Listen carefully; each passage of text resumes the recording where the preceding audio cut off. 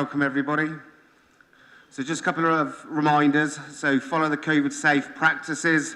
Remember to turn your phones off or on silent. Use microphones when speaking, please. Just remind you that it is being filmed and it's on a webcast. And members may leave and come back, but just indicate to the clerk if leaving completely.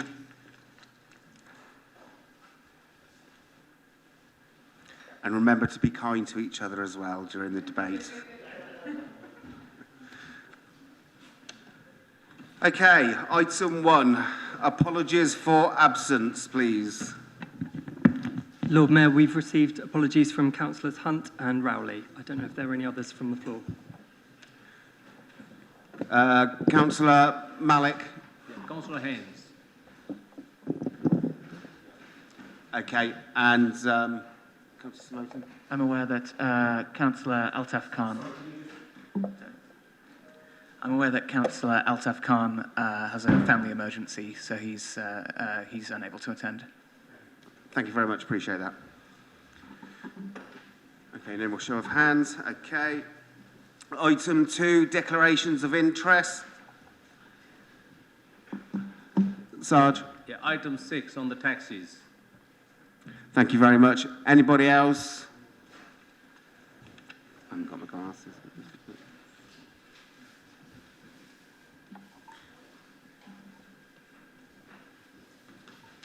Okay, item 3, announcements. So starting with myself as the Lord Mayor.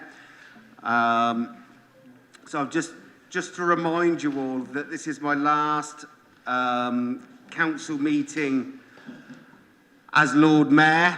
So I thought I'd go out on a budget meeting and we can maybe extend it and have a long night, who knows. The reason that is because I'm going to Grenoble on the 21st, 22nd and 23rd. And it's quite unfortunate because the Deputy Lord Mayor was also asked to go, and very nice, I just reminded him that he needed to deputise me at full council. But I'll feed back to him about the visit in Grenoble. So, and also it's been a bit of a last minute thing the last couple of days that organised to go to Ramallah. And so I should be leaving with my wife on Sunday morning, 7 o'clock flight, and I should be returning late Friday. And there's a series of events and tours organised, and I'll report back to the whole council as well, so I'll make sure there's lots of photographs and stories and let you know how it went. And just quickly, there was also the High Sheriff Monwar invited me to the tree planting and a community lunch for the celebration of Her Majesty's the Queen's Platinum Jubilee, and that came about where Monwar and I had walked through Headington Hill, part of the hashtag Move with Mayor Mark, and we thought, you know, isn't it great to have a walk, connect with nature, be outside, this, that and the other, and we said, wouldn't it great if we did a sort of tree planting initiative? So that's how it came about, and it was attended by other mayors around the county, and our wonderful leader, Susan Brown, was also in attendance, and what was nice was the community coming together and all the volunteers and organisations like Flows. So, and I think that's it from me. Do we have anything from the Deputy Lord Mayor? Not over the last couple of weeks. Thank you very much, Lord Mayor. Sheriff? Leader, Susan? Yes, thank you, Lord Mayor, and it was a great pleasure, apart from the rain, to join you at the tree planting on Sunday, so thank you for that. It's customary at the February Council to announce the nominations for the civic offices for the following year, so I'd like to do that, if I may, Lord Mayor. And I'm delighted to say that Councillor James Fry has agreed to be Lord Mayor, or to have his name put forward to be Lord Mayor, and that you yourself have agreed to be put forward to be Deputy Lord Mayor, and that Councillor Mike Rowley, who unfortunately isn't able to be with us today, has agreed to have his name put forward to be Sheriff. So those are the nominations for this council. I'm not sure whether we need to take a vote on that now or not. No, fine, okay. But just put them on the record then. Thank you very much.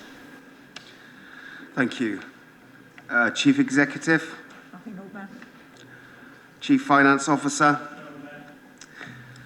Monitoring Officer. Procedure for debate, the medium-term financial strategy and budget, to amend procedures and timings.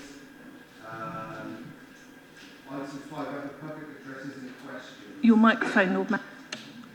Thank you. Item 5, public addresses and questions. And do we have Adam here?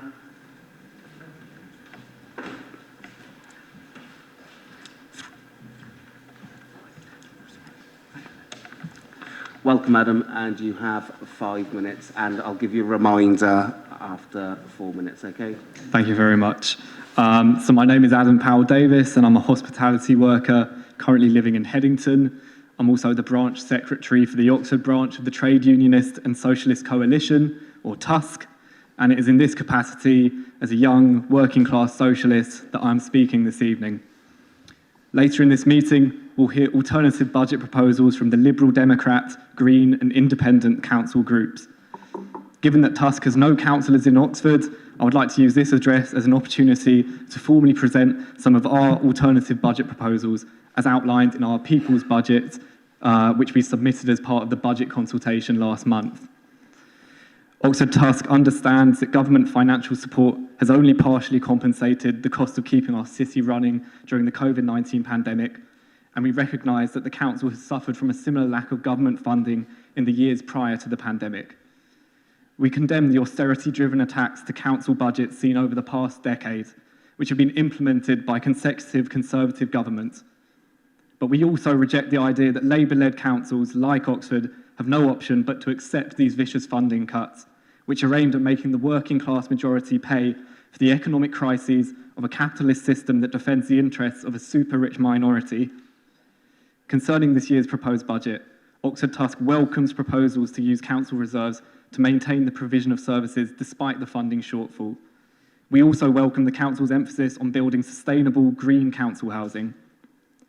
Nonetheless, the proposed budget does not go far enough in providing what our city desperately needs. For example, plans to build 1,114 council homes over the next decade go nowhere near meeting actual housing needs. We also oppose proposals to raise social housing rents by 4.1%, as well as plans to again raise council tax by the maximum rate of 1.99%. These rises are attempts by the council to make local residents pay for the ongoing crisis in local authority funding, in effect passing on Tory austerity to those who can least afford it. We also ask why £200,000 is being cut from the community funding grant when the council still has over £10 million in reserves. Oxford TUSC demands that the council's not insignificant reserves be used now to first prevent all cuts, and that they be used, together with the council's borrowing powers, to meet the needs of local people. Adopting this tactic, we would make the following proposals. Begin a mass building programme, one that actually meets housing demand, of eco-friendly, affordable council homes, ensuring the local community is consulted throughout.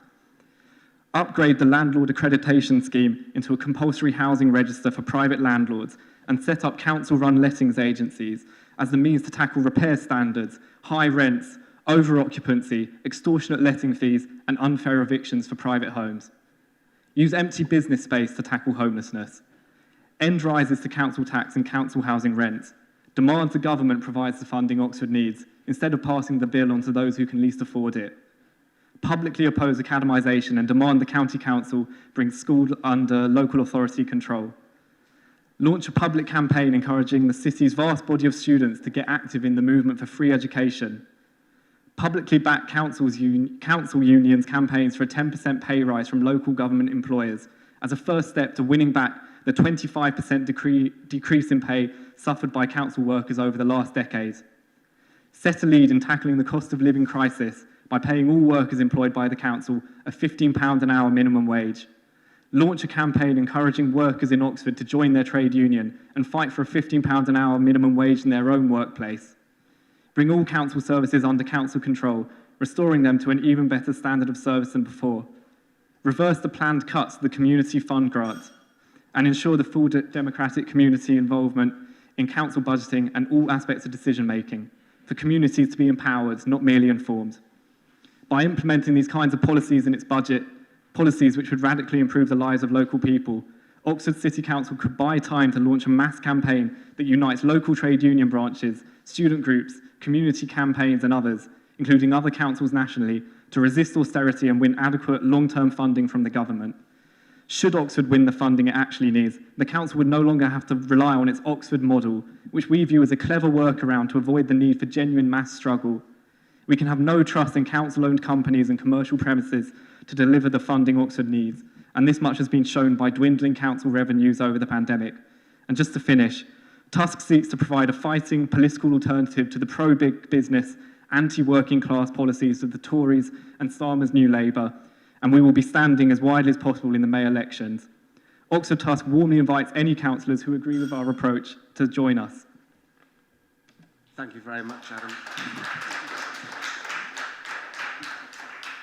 There is a written response from Councillor Turner, but I don't know if Councillor Turner would just want to say a couple of words. Yeah, I think it's only polite, Lord Mayor. Thanks very much for taking the time to address this. Obviously, you mentioned that you represent a political party without any councillors in Oxford, and it's your good right to stand in elections and make whatever points you need to in your manifesto. But I would like to address a few of the points of principle that you raise. First, our council's been clear that government funding for local government was inadequate before the pandemic and has got substantially worse since. We lose no opportunity to raise this with ministers, as both elected members and officers, and while we sometimes make progress, it's been insufficient. It's my view, Lord Mayor, that underfunding of local authorities represents a conscious choice underpinned by ideology from the current government, and the only long-term solution is for there to be a different government. I'm happy to be campaigning every week for there to be that different government, and I believe the best way to achieve it is with support for the Labour Party, not from splinter groups on the far left. Secondly, it seems to me quite wrong for the Oxford model to be criticised. It works like this. Rather than cutting services, instead we try to raise income by insourcing work which would otherwise be done by others. That way, profits from the work can be retained and reinvested in frontline council services. Rather than paying a profit to private shareholders, we can be confident that the Oxford living wage applies and that workers are treated fairly. We're proud of what this model, with excellent support from our two staff trade unions, Unite and Unison, has achieved. On some of the points of detail, the address refers to remaining reserves. To be clear, these are reserves earmarked for a purpose, and I'd encourage you to read the report of our Chief Financial Officer on the adequacy of our reserves. What's being suggested is that we run down reserves further in order to meet ongoing costs. I think you can be clear from the report of the Section 151 officer that such a move would put us at serious risk of a statutory notice being issued, stopping discretionary spending, and taking us close to having commissioners put in by government to run our services. That, I'm afraid, is where the road of spending money in local government that you don't have takes you. We're urged to adopt a council tax and council rent freeze. In the case of council tax, we're one of the relatively few local authorities that continue to provide full council tax relief to those on the lowest incomes, and the effect of such a freeze would simply be less money for the council each and every year to provide services. In the case of council rents, which are supported by housing benefit where they can't be afforded, it would mean we need to scale back our council house building programme. These are choices we need to make, and I think we owe it to people who rely on our services, on those who need our support, on those who benefit from new council housing, not to run away from them. In conclusion, and there's more on the address, Lord Mayor, it strikes me that what's really being said here is we ought to avoid taking difficult decisions in this budget. We ought to rip up our successful Oxford model. We ought to hammer the sources of income that enable us to fund our frontline services and build new council houses. We ought to make our budget balanced by speculating that continued lobbying of the government will lead the Conservatives suddenly to release millions of pounds to fund services properly. If, or more likely when, that doesn't happen, we'd have no reserves left, we'd be barred from discretionary spending, we'd be laying off staff left, right and centre, we'd be letting down precisely the people we're elected to serve. I, Lord Mayor, for one, have no interest in being part of such an outrageous betrayal of our community. Thank you very much.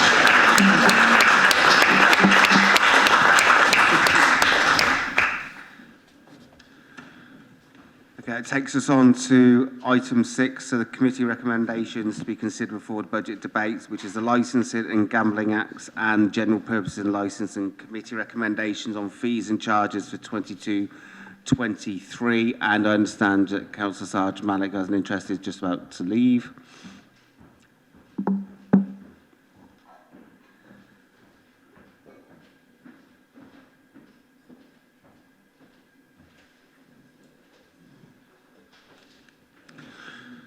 So I'll hand over to Councillor Cook and Councillor Clarkson. So the recommendation is that the Council resolves to agree the relevant licence fees and charges for 22-23 are set out in item 6A, B and C and repeated in the relevant sections of item 8 in Appendix 7. So I suggest we take them on block. Councillor Cook, the floor is yours. Thank you very much, Lord Mayor. I so move the proposal. Thank you.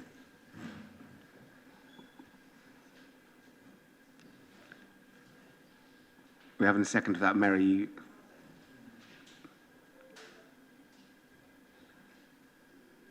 Okay, so we'll have, that was very short. We'll have a vote by show of hands on a full set of fees and charges. Could you raise hands for those who agree, please?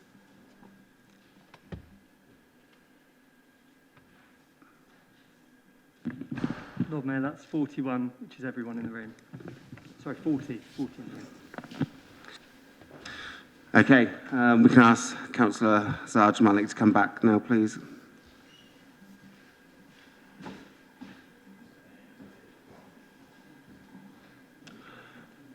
Mary.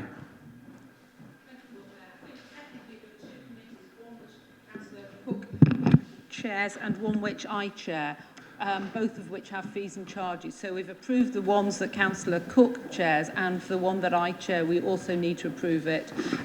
Most charges haven't increased this year due to the challenges of the pandemic, and I would say that the recommendations were unanimously supported by members of the committee. Thank you. So,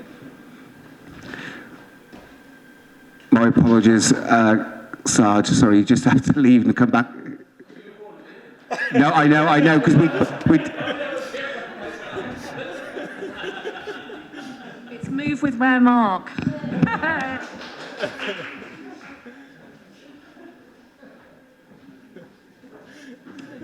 Sarge, you can stay now. Councillor Clarkson, so I've just reminded we did actually vote on block on A, B and C. We didn't need to do that separately. That's what we voted for first time round. Thoughts? Well, it's good to see Councillor Malik moving more.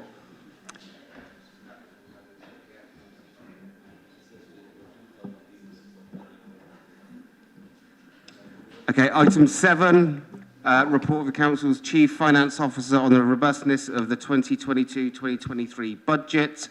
Nigel Kennedy, the floor is yours. Thank you, Lord Mayor.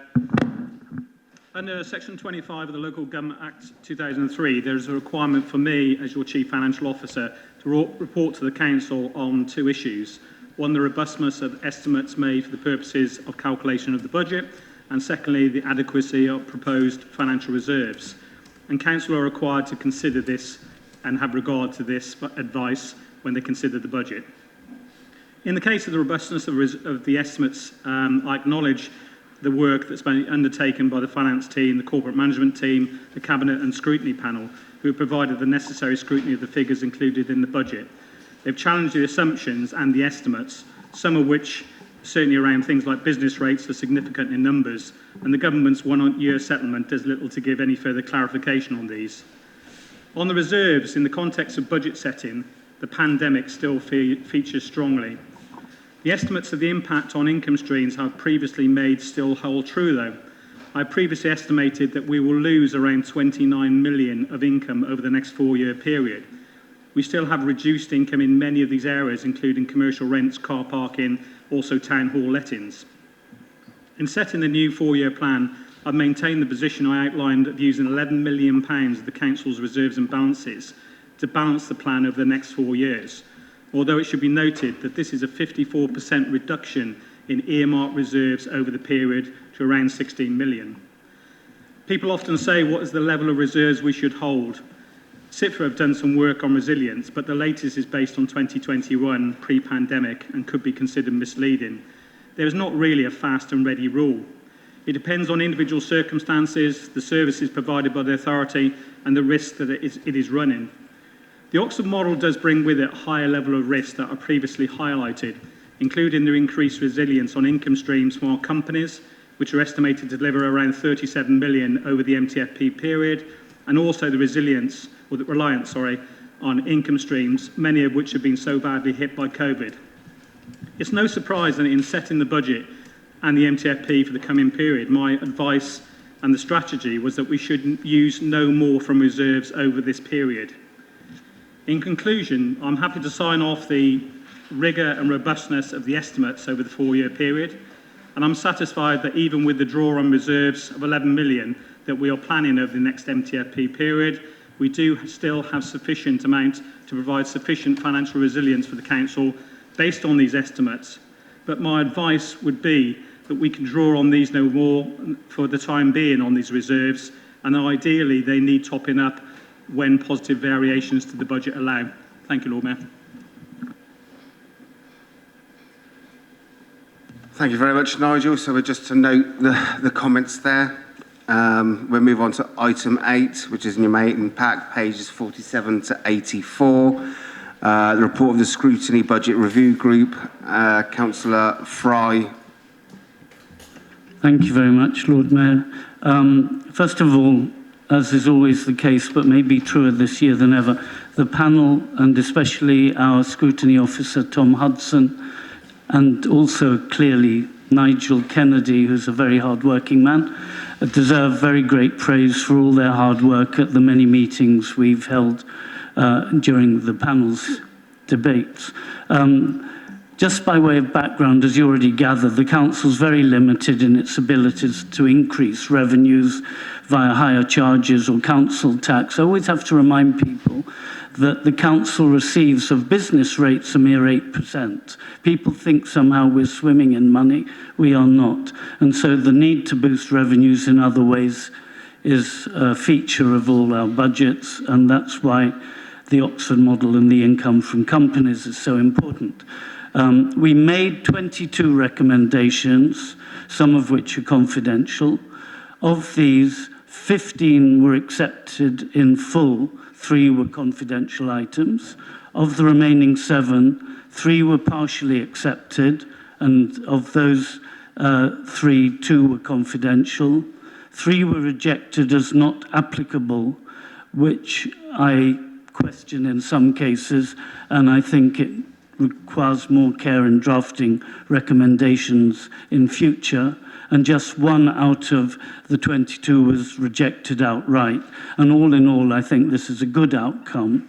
I want to highlight just 6 of our recommendations. They're all, as you've heard already, in the pack. And of the 6, all but the last one I'll mention were recommended and accepted. First, in number 4, we were keen that the County and Cherwell District resume using our superb investigation service, which, as you all probably know by now, saved the government £17 million on 2,700 fraudulent COVID grant claims. They were working for them, and they are no longer working together with the county. We hope that they could reverse the county that earlier decision taken. Recommendation 9 was to discuss with Westgate and the county promoting purchases to be delivered to park and rides and avoid the need for people to drive into town.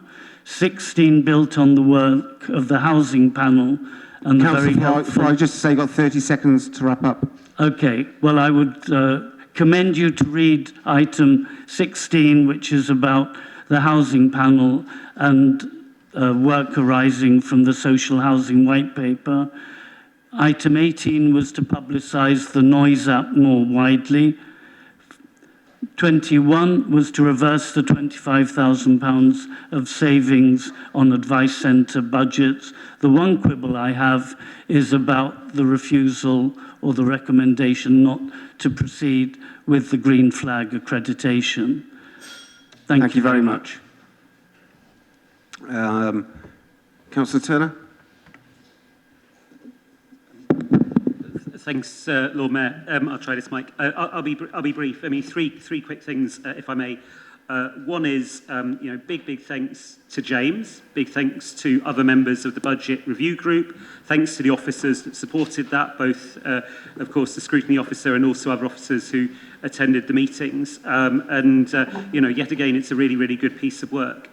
And, we're going to talk later, and of course, the review group itself flags the growing level of risk associated with our budget. And I think it's right we have greater risk because the alternative just means cutting stuff.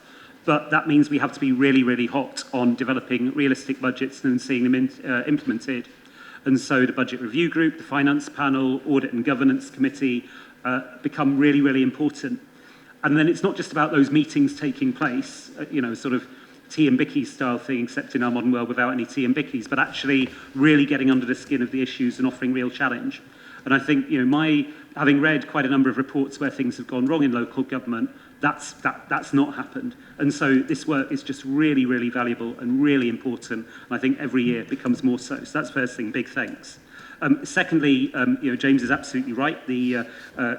By and large, the recommendations have been accepted. A few cases where maybe slight crossed wires. I think we need to concern themselves about it, and I hope we're not going to fall out too much about the exact way we deliver our biodiversity services. But happy to keep that one under review. I think that was the only one that we didn't accept.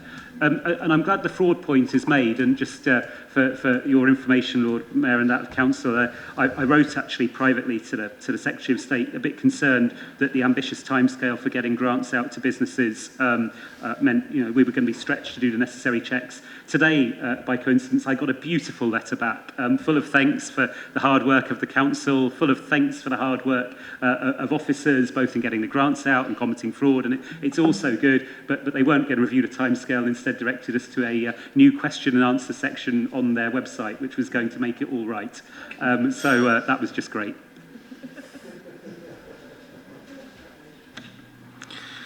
Thank you very much. Any questions, comments? That's good. Okay, that'll take... Can I say a little bit in light of that, if it's possible? You want to comment It's on... just a comment, really, more comment than anything else. Yes, you may. If I may. It's really principally about... Can you turn your microphone on, please? Sure. I mean, it has been said, but principally it's the concern, the head of finance's speech, and about the medium-term financial strategy as it currently stands. And the point that he made, which I think needs emphasising, is it depends on the Oxford model and the major investments made and planned to be made by the city. As our head of finance has said, and I thought fairly demurely, the success of the council's wholly owned companies will be key to the financial success, with returns and dividends over the medium term of around 37 million factored in. To date, the ODS has failed to provide a dividend. The OHCL has a very small one, but so far the city companies owe their existence to what might be described as a very good relationship with their bank manager. The Oxford model will have to cope with an unsympathetic national government. The new government rules on local authority lending, the MPR, introduced following local authority disasters elsewhere, may not be helpful to the city, and further unfair or destructive rules by the Conservative government on council house finance may scupper the city's plans. And though the problems due to the COVID are understandable, the debacle over QL is not, and in a movie would be perfect cover for all sorts of disasters, and more realistically is not and is an extremely inefficient way of running a business, and terrifying, as the city will be checking up over £500 million worth of debt over the next 4 years. This adds up to a lot of pressure, and the city companies will need to meet their financial targets without abusing their monopoly position and overcharging or cutting corners on service provision. On small provisions where we have cited the rates, there is some concern that ODS is charging too much and simply adding too great an overhead to local tradesmen's rates. More benchmarking is essential, not least the very modest Green Flag Awards. Scrutiny shouldn't be petty or Grindish, but overcharging or underperforming will be answerable at the ballot box. The other big issue the Oxford model faces is governance. By and large, and I include myself in this very much, all the people in this chamber basically wish the Oxford companies well and are supportive and sympathetic to the issues they face. Might the huge financial pressures put onto the city companies lead to compromise being made in the city's regulatory duties? Will planning stand up against the inappropriate developments? Might a loosening of general standards provide cover for substandard city plans? Could building standards be undermined? The drive for sustainability and more biodiversity be bungled? And could the city provide should the city provide backroom functions and media support free of charge to the city companies? Thank you.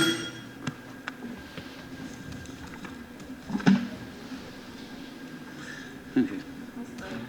May I just quickly... No, thank you. Okay, that's my main points. Thank you. We just note the comments there, and we'll move on to item 9. Yeah, microphone, thank you very much. And so we've got the budget 2021-22 and the medium-term financial strategy 22-23 to 24-25. And we've got Councillor Turner to propose the administration's budget. Over to you, Ed. The floor is yours. Thanks very much indeed, Lord Mayor. Fellow councillors, it's good to be back in the council chamber proposing a budget, though we're acutely aware of what's happened since the last time we could do so. Deaths of so many loved ones close to us, millions of lives lost and still being lost across the globe, livelihoods wiped out, extraordinary pressure on our health services and our wider public services. This period has also changed forever the way we work and has left an indelible mark on our council finances. In this, though, I remain conscious of how our council workforce has stepped up to help. We acknowledge that effort this time last year, and it's continued. Colleagues going the extra mile, whether it's working from home alongside caring responsibilities, somehow continuing to answer the calls and emails, process benefit inquiries, send out grants to businesses on top of doing other work, helping deliver food parcels and provide support to vulnerable people, or carrying on collecting bins and doing council house repairs, putting staff themselves in harm's way on the front line. This has been absolutely tremendous, and I'm just immensely proud of each and every member of our council workforce. Thank you all. I'd also note in this context that we have included funding for the new 2-year pay deal, which we've agreed with our trade union colleagues in Unison and Unite. We've got a government in Westminster which is intent on trashing relations with unions, making it harder for them to organise. And our council shows there's a different way, where we have regular, honest and open dialogue about the challenges we face, where we have the shared objective of avoiding compulsory redundancies, recognising what our staff do and making Oxford a fairer, more equal place to live. Thanks to Caroline at Unison, Steve at Unite and all who make this relationship work. I'd also like to thank council officers, especially in the finance team and senior management, for pulling this budget together. Every year I think that their job can't get any harder, and every year it does. The challenge of plugging an £11 million hole left by COVID in our budget is immense, and I think we'd all pay tribute to Nigel Kennedy as Head of Finance and to the rest of Nigel's team, and also Caroline as Chief Exec, and all involved in getting us to the position where we are this afternoon.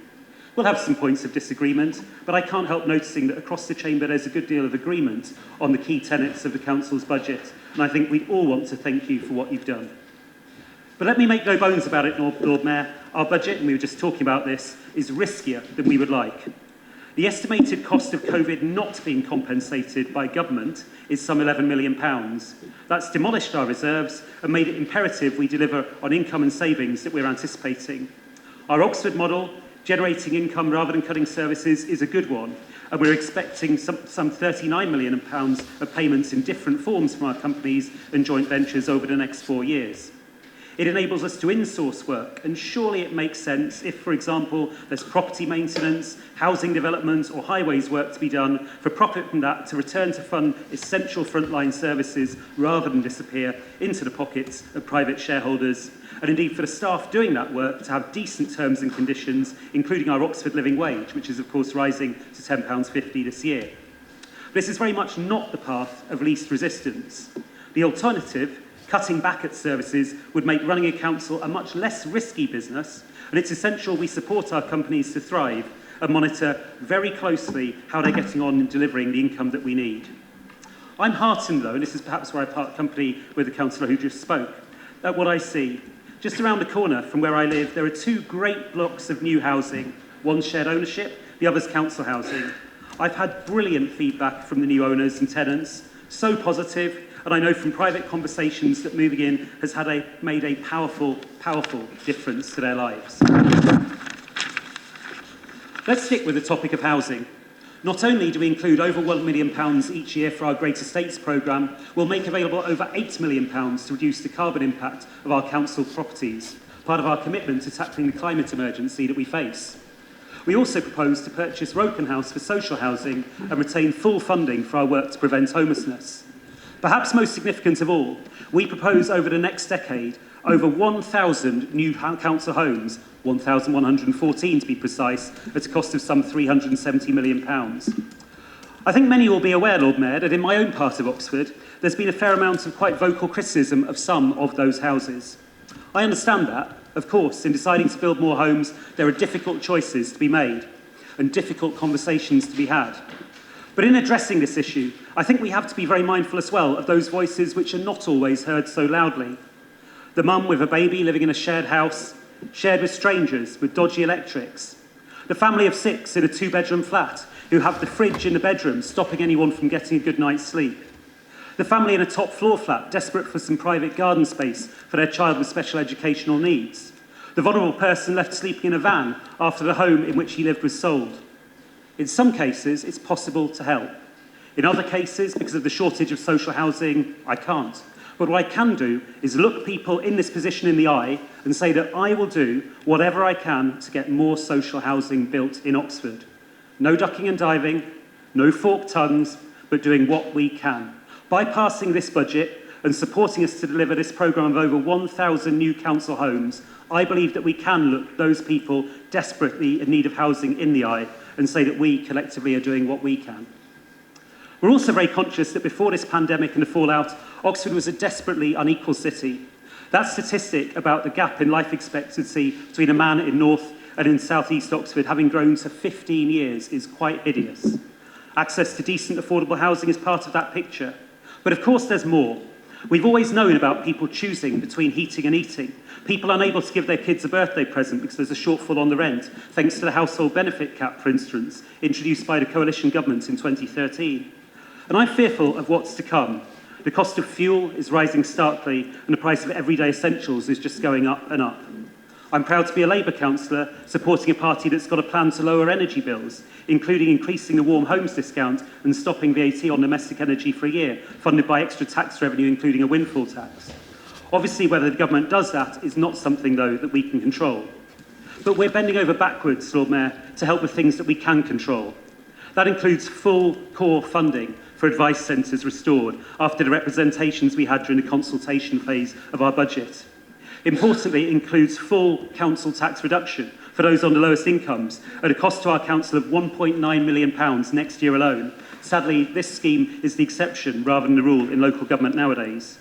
It includes continued support for council tenants through the brilliant home energy advisors who I know from first-hand experience have made a real difference. These are things we can implement ourselves, and on top of this, we can do what we can to influence our local economy in the right direction. We've got a capital programme approaching £600 million over the next 4 years, and works will of course be procured in line with our procurement policy, embracing the Oxford living wage, apprenticeships, supporting local businesses and cooperatives, promoting safe working conditions and fair working hours, and combating discrimination in the workplace. And of course, we also really want our communities to thrive. We've got a terrific network of community centres, and it's great to see the redevelopment of Bullingdon Community Centre coming on, with 2 further rebuilt community centres in the pipeline. It's been a tough time for our communities, but my sense, in my part of Oxford at least, is that there's a stronger desire than ever for communities to come together. So unlike many places, we're investing in, rather than shrinking, our network of centres. I remember some years ago there was a proposal to close a large number of children's play areas. Labour opposed that, and the importance of these spaces during the pandemic was emphasised strongly. We also proposed to maintain funding in full for our tremendous Youth Ambition programme, £1.8 million over the life of the medium-term financial strategy. It was good to hear from Labour colleagues at the County Council that there's at last to be some investment in restoring a youth service, and I really hope areas in Oxford can benefit. But in the meantime, week in, week out, our Youth Ambition programme is making a real difference to the lives of young people in our city. These are areas of spend which are precisely the sort of thing in other places have been cut back. I'm not aware of any district council, any other district council, for example, with such a strong focus on youth work. They've been made possible by income from the Oxford model. Yes, to a cold-hearted government minister, they would be discretionary services, possibly a nice-to-have, the sort of thing that could be cut back in the name of efficiency. But I passionately believe, Lord Mayor, that would be the wrong choice. Not supporting our young people would probably bring greater costs for our society in the future, but more importantly, there's the cost in untapped potential, in a lack of personal fulfilment for those young people now, and which would stay with them for the rest of their lives. We also propose retaining our funding for the localities and culture teams and funding our wonderful new museum. The localities team, funded to the tune of over £3.3 million across the MTFS, is so important in supporting the diversity of our city. I think about the way, for example, our council and our city has stepped up to the plate in recent years welcoming refugees from Syria and beyond, reflecting a tremendous collective effort. We'll redouble our efforts to make sure services are accessible to all sections of our community. For instance, with a renewed focus on ensuring that organisations we assist through our community grants reflect Oxford's diversity too. Or take the example of cultural funding retained in this budget. This isn't about funding elite culture. It's about making sure that culture in Oxford is available to all sections of the community. Or think about our international links work. You were talking about that just now, Lord Mayor, sharing experiences and bringing communities together with our range of partners from Bonn to Grenoble, from Wrocław to Ramallah, not just celebrating Oxford's diversity and internationalism, but actually harnessing international opportunities that these friendships present for people across the city, especially those who wouldn't otherwise have the chance. Yes, so many of these things are discretionary. Funding for advice, funding for full council tax relief, funding for community centres, funding for youth ambition. But I'm very proud that we're a council that uses its discretion to provide precisely these services. It's in these discretionary services that our values shine through. Values of public service, respecting our workforce and treating our staff with respect. Values that say we should cherish the potential in every system and invest to allow everyone to thrive while actively combating discrimination. Values that acknowledge our debt to future generations by moving to net zero. Values that make it our mission to narrow the gap between rich and poor.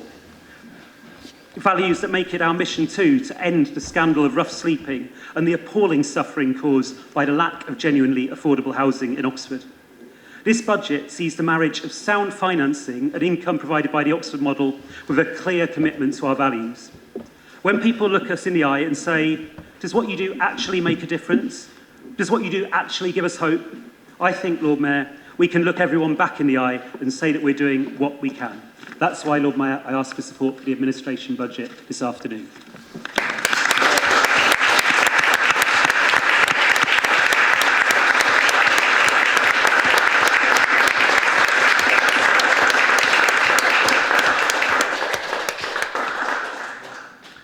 Do we have a seconder, please? Formally? Formally second, reserve my right to speak. Okay. And just to remind you to refer everyone that is clear what they're voting on, so the recommendations are set out on the agenda and the briefing notes. Okay, so the Liberal Democrats amendment, please. My apologies. Councillor Smelton, please. Thank you. The budget before Council today comes in extremely difficult times. Due to a mixture of underpowered central government support, but also due to an unusual level of exposure to the commercial property market, which, as various people have pointed out, is inherent to the Oxford model, we have a budget which has been forced to make cuts and to dig deep into reserves. Consequently, my group is presenting a budget amendment that concentrates on reversing the most damaging cuts and to helping those facing difficulties as we recover from what we fervently hope to be the last wave of COVID. Here in brief is what we're proposing in the amendment before you today. First of all, we will restore the Advice Development Fund that was cut as part of the Community Grants Review. The advice services cuts were a poor idea from the outset. It was proposed to erode a service that delivers outsized value per pound invested, and one with tremendous power to help people in very difficult circumstances. This administration was therefore quite right to partly reverse that cut in the budget that was placed before the Cabinet. In our amendment, we are asking you to finish the job and to set their funding situation back where it was before the grants review began. Secondly, we will restore funding to Experience Oxfordshire. Businesses and organisations of all stripes have taken a battering due to COVID and the government's too often piecemeal support, but our tourist sector has surely had the very worst of that. We believe that any savings made from the Experience Oxfordshire grant must not fall in a year when that sector is trying to find its feet after unprecedented difficulties. Thirdly, we will divert funding from proposed hires in communications and executive assistants, which would no doubt be very useful, but are not in our view essential, to instead hire a new community response officer. The community response team is stretched thin, and residents are rightly angry that we are too often unable to respond in a timely manner to ASB and community safety concerns.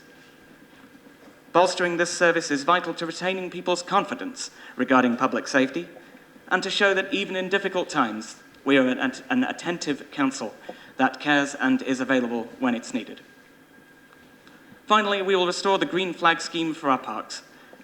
Our parks have been a tremendous asset during years when indoor social venues were often unavailable, especially to people who are particularly vulnerable to COVID.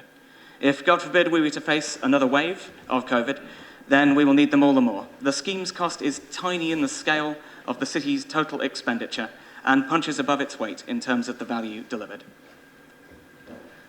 Besides the hiring changes already mentioned, we propose to fund these priorities by a charge of 20 pence per hour for city centre parking, which builds upon the administration's charge of 50p on exactly the same car parks.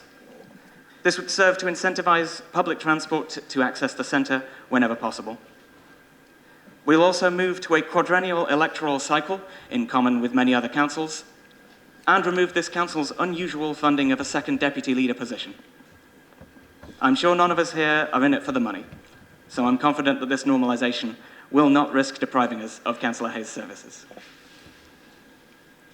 To sum up, we are putting an amendment before you today to set parking charges that push towards a greener city centre and to divert funding currently earmarked for our own internal administration and politics, and instead use them to help people needing our advice services, people worried about community centre, our tourist sector which needs a hand up, and everybody in Oxford that uses our parks, which I'm sure includes everybody in this room. Thank you for your attention, and please support the amendment today. Thank you. Do we have a seconder? Councillor Smith? I'm happy to second and reserve my right to speak.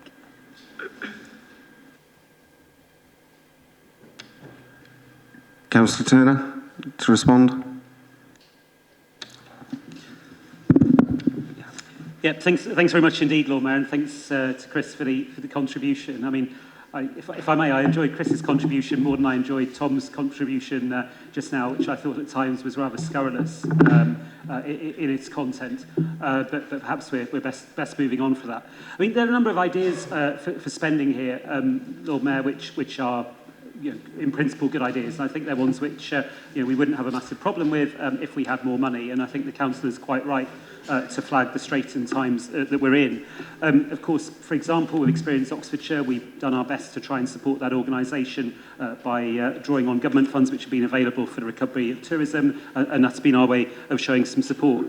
I have to say, though, there are also, I've got some quite severe reservations about some aspect of this. I think some colleagues will come in on this as well. I mean, first of all, on the regularity of elections, sometimes elections are more enjoyable, sometimes they're less enjoyable, and I appreciate for the Lib Dems they've perhaps been a little bit less enjoyable in recent times, but it's not a reason to hold them less often. We do think that having those biannual elections is an important part of our regular accountability towards our electorate. On councillors' allowances, what we tended to do is follow to the letter the recommendations of the independent review, and we think it's right to stick with that principle, and of course it's open to councillors to make representations when the allowances are up for review, rather than kind of weighing in and politically worksmithing all of the alternatives. And then there are a couple of bids which aren't proposed to be funded, and I am really quite concerned about those, and I hope the councillor has been briefed by officers about the impact. So on communication, we've had from the head of communications quite a full briefing, but in principle what happened was there was a change in the structure of that area of work so that the head moved up a notch, the chief executive became the chief executive, the previous head of communications moved up a notch, a deputy moved up a notch, and all this is doing is backfilling. And if we don't agree this, then we will have a significant reduction in our communications capacity now. And it does strike me at a time we really need to be working on communicating with our communities, with so much going on, with so much, for example, of the equality and diversity work where it's absolutely essential that lines of communication with the council are open, that would be the wrong thing to do. The other one, it's probably a less glamorous area of council work, is around executive support. Again, that additional post was something which was agreed in previous years. It was supported in the budget then. It wasn't filled, recognising the straitened times, but now that team is just really, really stretched. And I think there are two bad things which could flow. One is people feeling under pressure to work unreasonable hours, and we wouldn't want that. The other is that senior officers end up being diverted into doing things which could be delegated. And again, given the complexity of the council's work, and I think it's a much more complex work than it was with the Oxford model, that just isn't justifiable or the right thing to do. Others may comment on other aspects of this, Lord Mayor, but for those reasons, while appreciating the way this has been constructed and presented, it's clear, and I think it could be implemented. I don't think it'd be the right thing to do.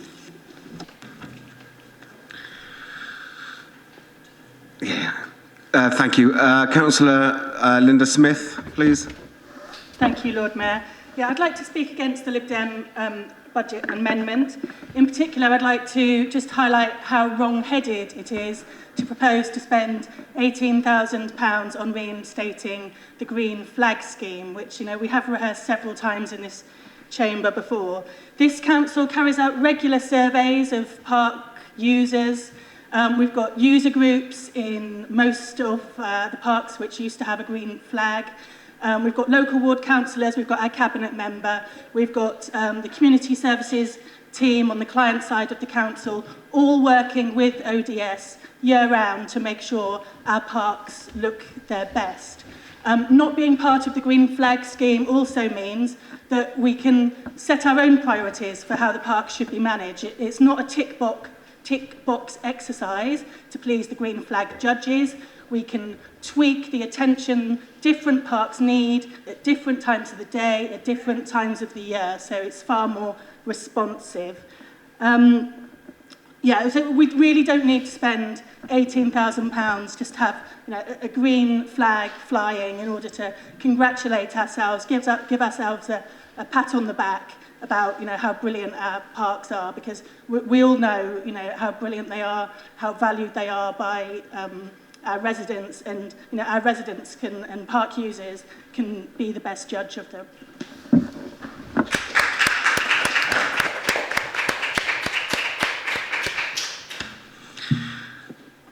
Thank you. We have Councillor Wade, then Councillor Brown. Are there any other hands up? Hayes.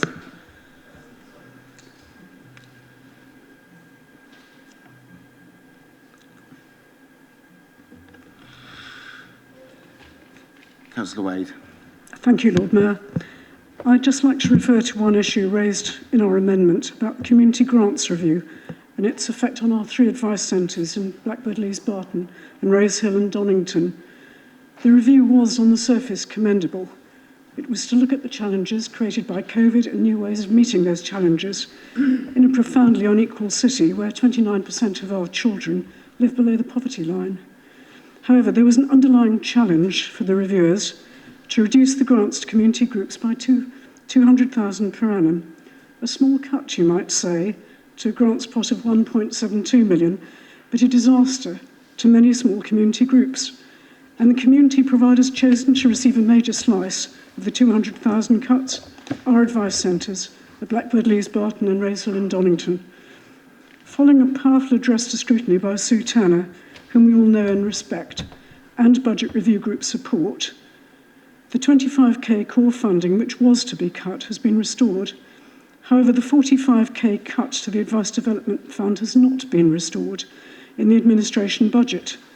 This fund was originally established in 2018 by cutting the Advice Centre's core funding by 5%. The proposal to remove the fund entirely would be a cut of 8.7%. This reduction of 45k to advice centres is being made at a time when the City Council is able to put 475,000 into the provision of a new domestic abuse and advice service. As we know, domestic abuse is often the result of debt, housing and other pressures, which advice centres will also continue to address. All these services are interdependent. They do not exist in a vacuum. While we would of course support the introduction of a domestic abuse service, it does suggest that funding can be found when it is deemed vital. We would argue that advice centres are vital too. In 2021, these 3 centres achieved total financial gains of nearly 10 million for almost 6,000 service users. Loss of anything like this level next year and in future years would be destructive not just to the individuals concerned, but to our whole community. The vision of people in financial and domestic trouble is limited by the pressures they are under. We all know that. But this council, if it's worth anything, must work to relieve the pressures on our people in this city so that everyone can share in the vision of how good this city can be. Advice centres are one way of ensuring this. I hope you will support our amendment. Thank you. Thank you. Just a reminder, we do need to take a vote at this at 6:15, so that's 18 minutes. And I've got 1, 2, 3. Councillor Brown, Hayes, Clarkson, Gant and Jarvis down so far to speak. But depending whether you take the full 3 minutes. Sorry, sorry. Councillor Brown, please. Thank you, Lord Mayor. I'll make it brief then. I note that one of the ways in which the Liberal Democrats are planning on making their budget amendment add up is to have elections less frequently. And while it is understandable that the Liberal Democrats might wish to face the electorate less frequently, I don't think it's very democratic. I think it's very important for the accountability of this council that we meet the electorate on a regular basis and are prepared to stand in front of them. So we would not support a cut in elections. We don't think that that is the right way to go. It is undemocratic and not something that we would support. And I also just wanted to pick up their obsession with this this one aspect of an allowance for a deputy leader, which is a tiny, tiny amount in the overall budget, was not an increase in the overall budget for councillors' allowances at any point, and frankly just smacks of some kind of really petty campaign against individuals. And I really do wish they'd stop it. I just think it's thoroughly unpleasant.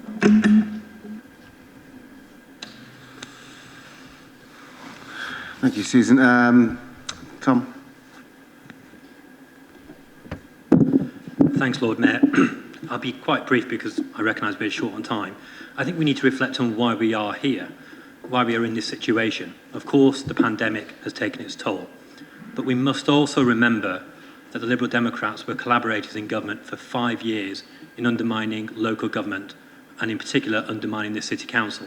I remember the words of Polly Mackenzie, a policy director for Nick Clegg, who said that it was a fair deal to have got a tightening of benefit sanctions in exchange for the 5p charge on bags. I remember the Liberal Democrats in government who brought in universal credit. So when I hear Liberal Democrats in this chamber talking about the importance of supporting the most vulnerable, it does slightly still sound hypocritical. I also want to say that while I welcome the constructive approach by Councillor Smelton, this budget proposal, this budget amendment, just feels entirely lacking. We're in a pivotal moment. We need our opposition parties to be stepping up with balanced ideas, with good proposals. We're facing a cost of living crisis, we're facing an underfunding of this council crisis, we're facing a climate crisis, and we're continuing to face the pandemic. And what we look for is leadership in this council, but it's lacking from the Liberal Democrats. They want to tinker at the edges, they don't have anything big and systematic which they want to introduce. There is literally nothing in this set of proposals which leads me to have any sort of confidence that were you to run the council, you would have any commitment to really delivering on the action needed to meet our climate crisis. And that really worries me as a citizen of Oxford. I think that's entirely lacking. I also want to mention that it feels like you're proposing things for headlines, which may not be a surprise coming into the election season. But the proposals, particularly around increasing car parking charges, just feel to me like you've plucked numbers out of the air, you've thrown them onto a page, and you've tossed them over to the council. That's not the way to make policy. we need to be thinking through what is the right level in order to attract people into the city, as well as achieving our decarbonisation goals and reducing car use in the city. How is this particular level going to help to small businesses to recover from the pandemic? How is it going to help to get our roads flowing more easily? And I think I want to close just by talking about the intent of the Liberal Democrats to do more with less. Our council staff are extraordinary. How they have managed to do what they've done over the last 2 years in particular is beyond me. And what you're proposing to do is hack away at jobs, to ask those people who have been working at home with care and responsibilities to do far more with less. And I think that's not on. And I'll close just by saying that if the Liberal Democrats really were committed to being a true leader of this council, they would be thinking about relations with the staff, they would be thinking about relations with the trades union, and they would also be thinking about how we can achieve greater belonging by people to other people in their communities, but also to place. By the proposed axing of the communications post, we dilute our ability to speak to our city at a very point in time when trust in politics is so low. So I'm afraid I find this budget set of amendments quite lacking, and I would urge Liberal Democrats at the next budget to come back with firmer proposals. Thank you, Tom. Councillor Clarkson. Thank you, Lord Mayor. Yes, I'd just really like to follow on partly from what Tom has said, but specifically about the proposals for Experience Oxfordshire. As members will remember, we've been here before and we've thrashed this out over a number of budgets. But since the pandemic, we have worked very closely with Experience Oxfordshire. We've worked very closely supporting businesses in hospitality and tourism to sustain them through the pandemic. But also, it's not just about giving money to Experience Oxfordshire. Over on this side of the house, what we want to do is to create a city which draws people in. And we have done that through successful and popular measures such as Broadmeadow, through supporting the closure of roads and pavement cafes, and making Oxford more attractive to visit. I think that's the way to go, and I think that's what we will want to continue to do. I also find it rather ironic that the Lib Dems say they want to support tourism, and yet at the same time put yet more money on car park charges. Yes, in an ideal world, everyone would come in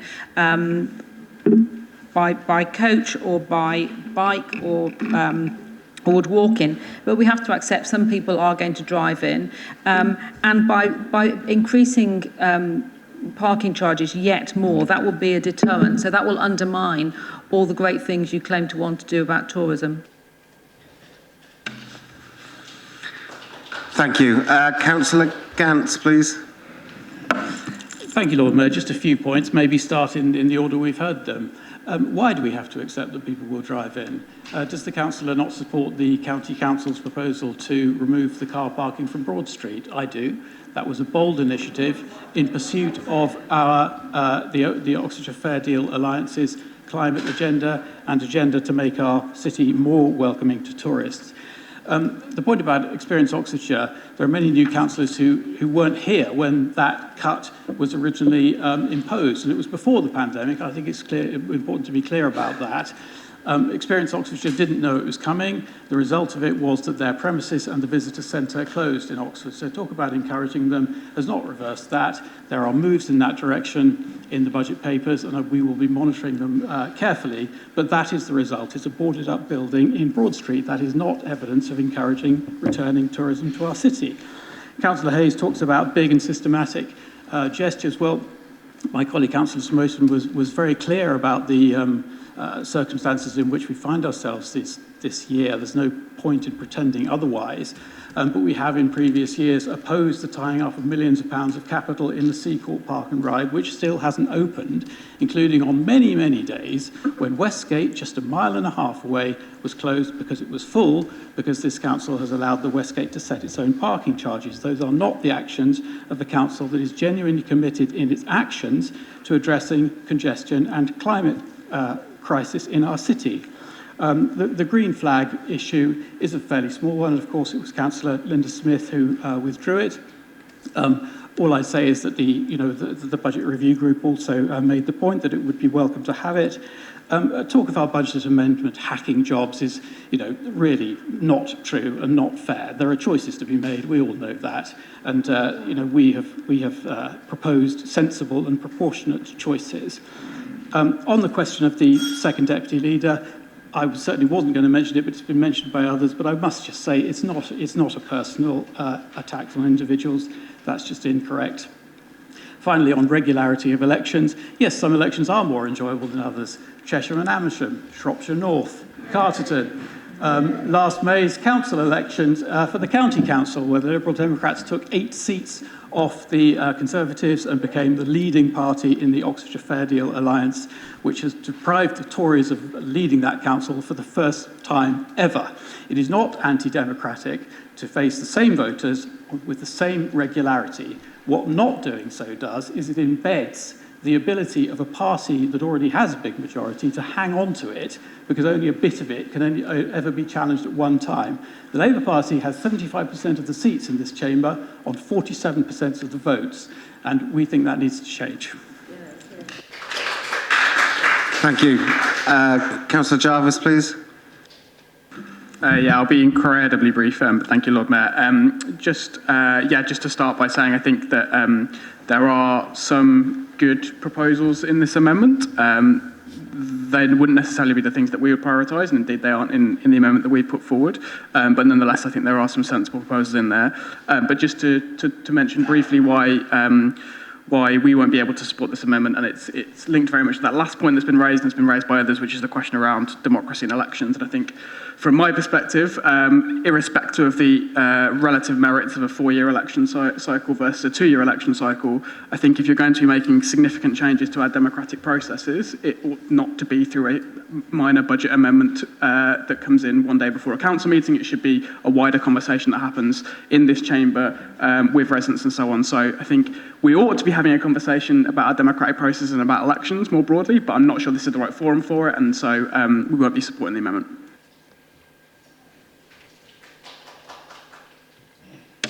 Councillor McCongay, I think that's the last speaker on the floor. Thank you.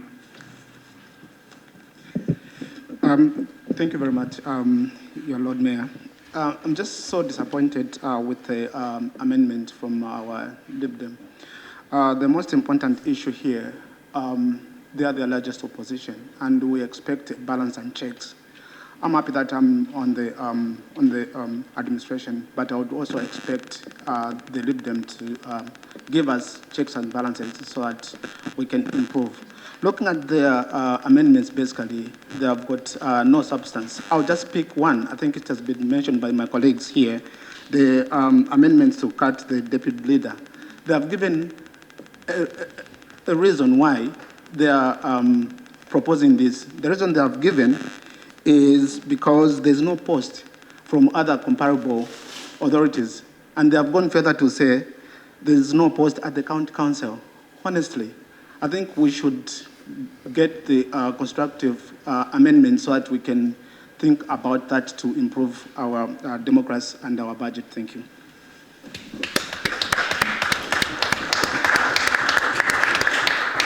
Thank you.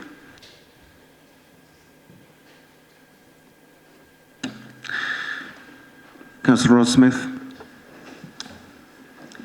Thank you, Lord Mayor, and thank you to everybody that spoke this evening as well to the amendments, whether it was for or against. I think it's good to have debate and to be polite to each other. There's a couple of things I do want to pick up on.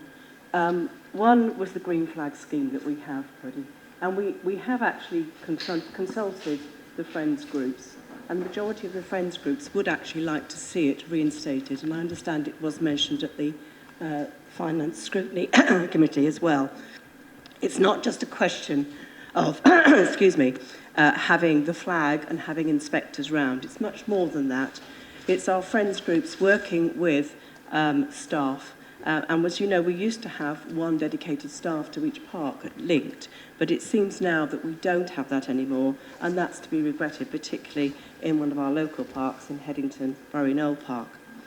The question of elections every 4 years.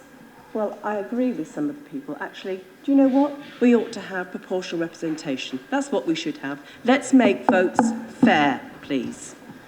My colleague explained about the percentage that we've seen. We've also had some comments about income and so forth. High streets are changing. not just our high street in the city centre, but in our suburbs as well. And that's partly, obviously, because of the pandemic. A lot more people are working from home.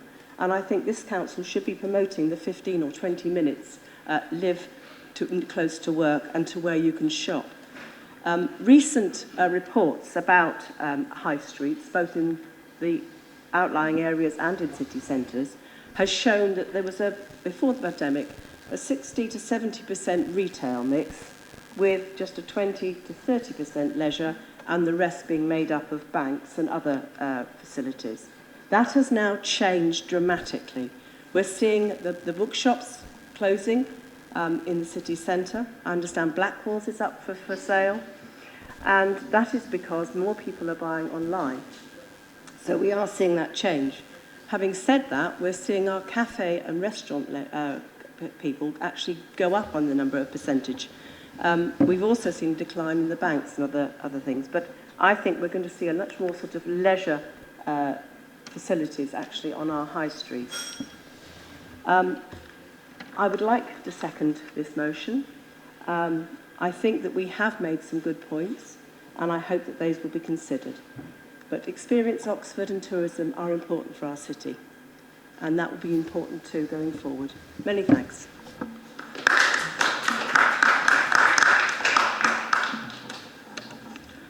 Councillor Smoten, to sum up, please. There.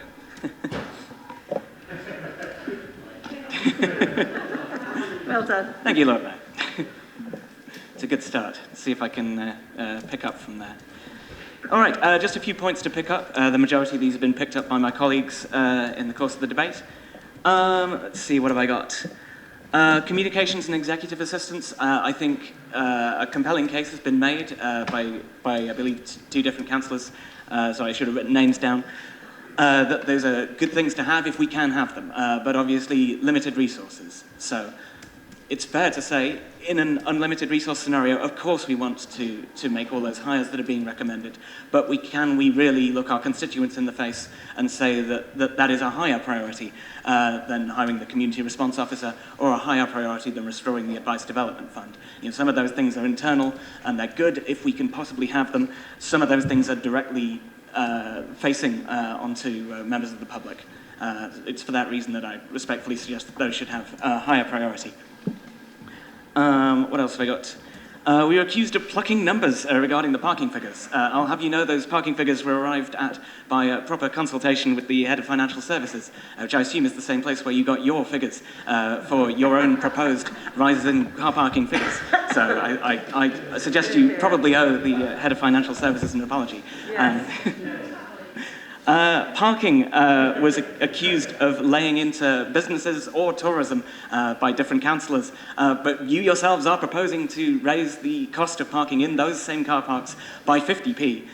So, I mean, surely, I mean, you're attacking your own budget in that case. It's the same measure to a slightly greater degree.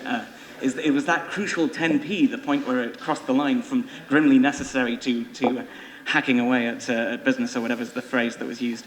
And that one's already been taken care of. So that brings me on to the last point, which is we've heard points argued, we've heard a lot of the points in the amendment argued. The one thing we haven't heard any argument about is the top line proposal to restore our advice centres back to their funding situation as they were, status quo, antebellum. Given that there has been no rebuttal to that from those on the Labour benches, will they therefore commit to restore that to its original situation? Please vote for the amendment. Thank you. Thank you. Okay, now we're going to move on to the Green Group. Sorry, yeah, we better vote first, actually, hadn't we? Okay, and those for then, please raise your hands.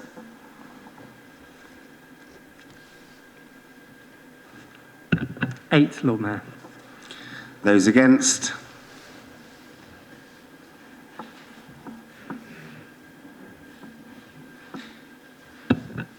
$30. So that falls. Thank you very much. So that moves us on now to the Green Group budget amendments, and proposer we have Councillor Jarvis. Thank you. Yeah, thank you, Lord Mayor. So I just wanted to start, as others have done, by extending our thanks to the finance team and to all officers who've been involved in the budgeting process this year in what has clearly been another challenging year for the council. We all know that the pandemic has presented significant pressures, as have been discussed already, but we also know that this has only been exacerbated by the failure of the Tories in Westminster to properly fund local government. Again, I think that is something we can all agree on. And that means that this council and councils across the country won't be able to unlock the true transformative power of local government until national government gives us the freedom and resource that it needs. We'd also like to thank the members of the Budget Review Group, which has made a series of what I think are incredibly important recommendations, which we are pleased to see the Cabinet accept many of. But our budget amendment seeks to ensure that those recommendations that have been accepted are implemented as effectively as possible and reinstates the recommendations that have been rejected by the Cabinet. In addition, it also seeks to ensure we have a robust financial plan for the medium term while harnessing the power that this council does have to improve the lives of our residents, to go further on tackling the climate emergency, and to mitigate against the impact of the pandemic and the cost of living crisis. So on the revenue side of things, the Green Amendment would deliver a balanced budget over the midterm financial strategy through a range of savings against the administration's budget. It will also enable spending in areas where it is needed most and ensure that savings aren't made where the financial gain is small, but the impact on our residents is large. So our proposed savings would scale back slightly the recruitment of additional officer posts in corporate property and in law and governance. This will allow for a modest increase in capacity for capital works and major projects, but provide savings for reallocations elsewhere. We're also proposing a small additional saving of £2,500 a year to the miscellaneous leaders budget, which, as it has been acknowledged in various papers, is rarely utilised. We're also proposing additional savings through increase in park and ride fees and in off-street parking charges at a rate of 1.5% in years 2, 3 and 4. And so what would we use those savings for? We would want to use those additional savings and increase revenue to fund additional spending in a number of key other areas. So this amendment would create a substantial front-loaded hardship relief fund, which would be a centrally held discretionary fund which can be distributed to service areas as needed to alleviate the impacts of the ongoing pandemic and the cost of living crisis. The amendment would scrap savings the administration has proposed, which would save little but impact on residents a lot.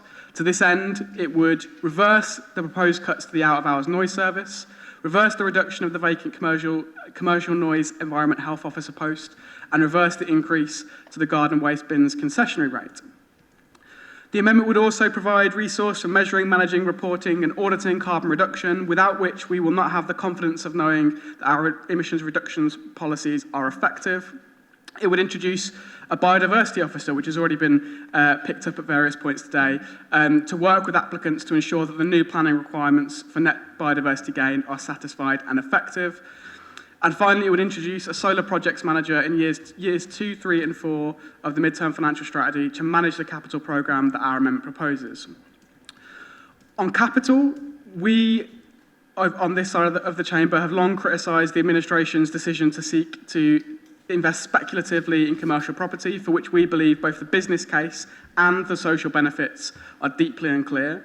However, we accept that in the near term, the Council is committed to this approach and is close to securing an initial investment of this type, and as such, we are not seeking to remove the £20 million worth of investment in regeneration in the first year. That notwithstanding, we believe that a more sensible investment financially, ecologically and socially is in renewable energy. As such, our amendment seeks to replace the £13 million regeneration investment in year 3 of the midterm financial strategy, like for like, with £13 million investment in solar energy spread across years 3 and 4. This would be a significant contribution to the renewable needs of the city, while providing a modest financial return net of borrowing. So in sum, this budget amendment will provide a robust financial plan recognising the challenges facing the council. It will provide a clear approach to investment which prioritises both financial return and the decarbonisation of the economy. It will provide a hardship fund to help those who need it most. It will provide resource to meet new external and internal requirements around both biodiversity and carbon reduction, and it would provide a reversal of cuts which would impact on Oxford's residents. So our city deserves nothing less, and I'd urge you all to vote for this amendment. Thank you. Do we have a seconder, please? Councillor Pegg? Yeah. You wish to speak now? Yeah.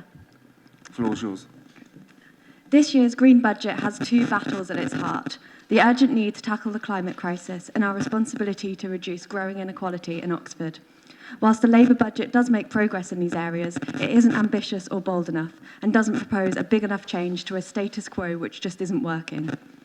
Chris has already spoken about how the Greens would invest £13 million in solar energy, ensuring that the council is investing in a sustainable future for Oxford, rather than pouring money into risky investments in commercial property. And he's told you about our plans for a flexible 450k hardship fund. This could be used as needed to support communities in our city as we recover from COVID-19 and brace ourselves for higher prices for energy, food, rent and more besides. These are changes that would make a real impact on life in Oxford. But I also want to tell you about another of the key proposals in our Green Budget: the creation of a full-time biodiversity officer role for the council. This was one of the recommendations from the cross-party budget review group, which was rejected by the Cabinet, though I'm glad to hear Councillor Turner say earlier tonight that he would keep this under review. Biodiversity isn't just about protecting beautiful green landscapes. It's about fighting climate change by protecting the habitats that can sequester carbon and help us to adapt to the impact of rising temperatures. It's about improving health and well-being, especially in the most disadvantaged communities, through greater access to green space. The Council has recently increased its ecology capacity from a 0.4 full-time equivalent ecologist role to a full-time role, which is a very welcome decision. But it still means that just one staff member deals with biodiversity at a time when councils are being required by national government to put more and more time into protecting nature. November's Environment Act created the requirement for biodiversity net gain of at least 10% to be achieved and set a duty for local authorities to prepare and give regard to local nature recovery strategies. Clearly, this is a lot of new work, which is going to take more than one staff member to get through. The Council currently has responded to the suggestion from the Budget Review Group by saying that it will supplement its one ecologist with expertise from external environmental consultants. We think that there are more effective ways of doing this by increasing in-house capacity for biodiversity work that would streamline costs and ensure that the city's interests are always at the heart of advice given on biodiversity concerns. We know that the drastic reduction in local authority ecology capacity has been driven by the Tories' vast cuts to council funding.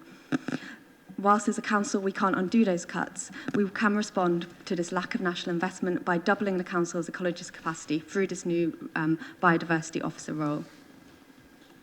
I believe this green budget will really deliver for Oxford and makes clear our priorities as green councillors.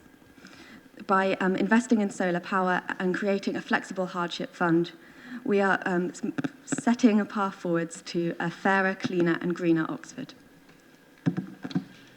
Thank you very much. Okay, we're up for debate now. Anybody from the floor? Councillor Turner, Hollingsworth. Yeah, thanks very much, Lord Mayor. A few quick things from me. I mean, one just a reflection and a positive one. I mean, I've been struck actually by the sort of more in common sense of our budget reflections so far. I think there's an awful lot which unites us. I welcome the really respectful tone of this debate. You know, in one sense, some of the opposition budgets are maybe fairly thin, but in another sense, actually, that's okay, because that actually shows there's a fair degree of constructive consensus. And I'm really pleased to be part of a council where there is that agreement on some core values. No amendments, for instance, on the HRA, I think, from either group, which I think is telling. And you know, if we can all unite to get the council houses, for instance, delivered, that will be a very, very good thing. I wanted to mention just a couple of points, or highlight 3 points, maybe, Lord Mayor. I mean, one is on the suggestion to switch further regeneration investment, which is what it is, into solar. Really happy to look at that, and you know, I think I've said that in previous years, and then you know, there've been quizzical looks, and then actually we did bring that forward for Ray Valley. So you know, we'll be as good as our word on that. The note of caution I would sound is that at the moment the returns are forecast to be the same. Not sure if we could do that. There's a question over whether there would be the local capacity available to invest in. There'd also be the question of the principle, because of course, if you own bricks and mortar, you're probably going to be in a stronger position than owning solar panels on some land. But we'd have to assess that. And so, as I say, be assured, we'll always take these things away, look at them and try and respond positively. And I hope, we've shown that in the last year. Secondly, on the car parking, and I think other colleagues want to say a word about that. Really concerned in both opposition budget amendments we'd be increasing our reliance on car parking, and I'm really worried about the park and ride. We're aware of the threats to park and ride buses at the moment, and jacking up the charges, albeit only by inflation, seems to me to be the wrong thing to do at the moment. If the park and ride model in Oxford goes pop, then that would be the opposite of what a sustainable transport policy would look like. The third one is around the officer cuts in terms of property and law and governance. Those are specifically around delivering our capital programme. The honest thing to do would have been to take some schemes out of the capital programme and say, we'll have less resources to deliver it, and so as a consequence, we're going to take these schemes out. Instead, it's proposed to deliver the same capital programme but with less. And again, officers have briefed us, and I'm very happy to share that if that's useful, about some of the impacts. For example, disposal of a community asset on a lease to a community group, which is something we're hoping to bring forward, would be one of the first things that would have to stop because we simply wouldn't have the capacity. Really, really important, Lord Mayor, I think that we're honest. When we set a budget, we think it's deliverable. And that's the one area where I do think the Greens have really misfired. I don't think we could deliver the current capital programme if we hack away at the resource available to deliver it. So for those reasons, we acknowledge what's said respectfully, but I don't think we can support it. Thank you very much. And Councillor Hollingsworth, please. Yeah, I'll pick up from where Ed ran out of time or left off, depending on whether that was deliberate or not. I think there's some good ideas, and I'm very loath to not support an increase to the planning budget, which the Greens are proposing. I think on that I would say I would commit to come back with an assessment of what the best way forward is, rather than appoint the post and then work out what the best way forward is. I think that's probably a better way of proceeding. But I'm wanting to pick up the point about the funding for the Green amendments, particularly from the not proceeding with the property post and the legal post, because I think you've underestimated significantly the consequences of that.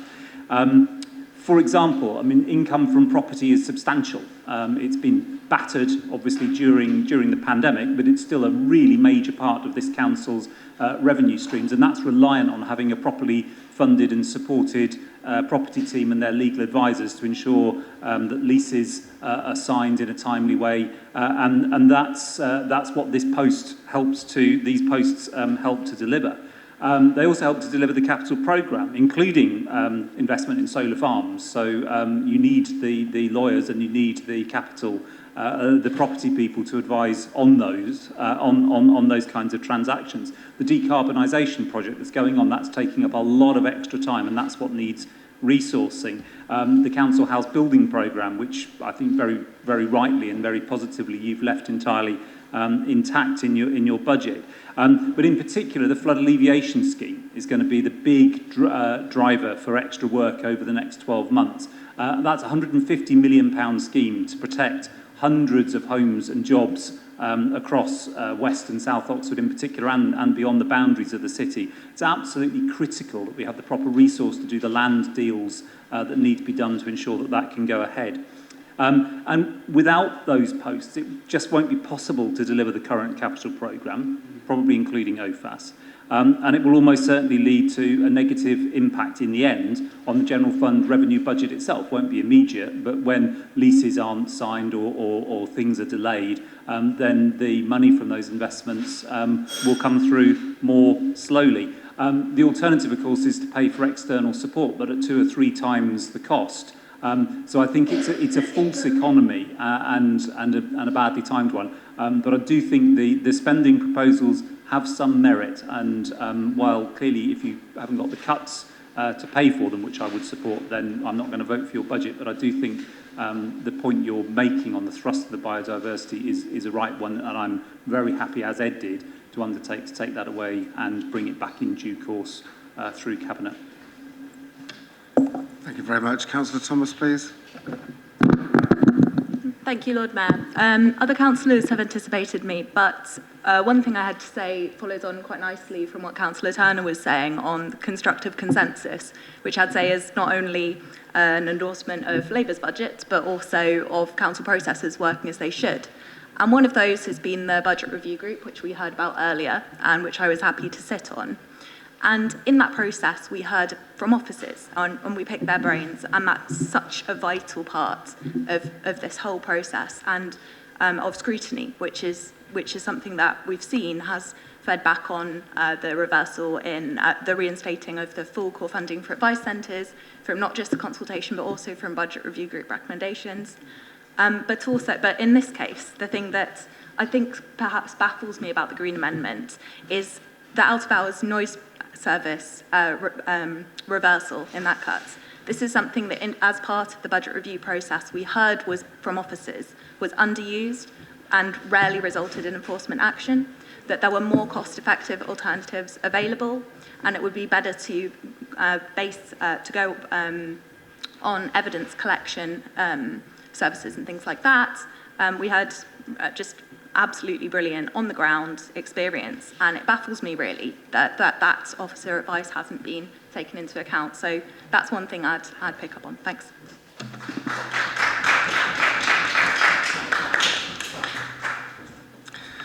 Thank you. Councillor Chapman, please.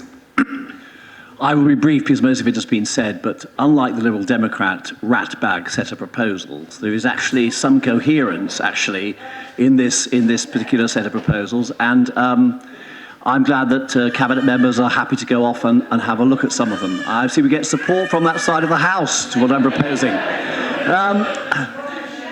But seriously, Through the chair, please. What I would like to say is that I do think it is a false dichotomy to always be saying we'll protect frontline services and invest in them, and not protect and invest in the professionalism and the skills you need to run a professional council. You would be the first to say to us that we were not managing risk properly if we do not have the right legal advice, if we do not have the right advice on corporate property and all the other things that we're proposing to do in this budget. So I think it's a false dichotomy, it's not fair, it leads to overworked staff, and that's why I could not support the proposal on the table and will not be supporting it when we come to the vote. Thank you.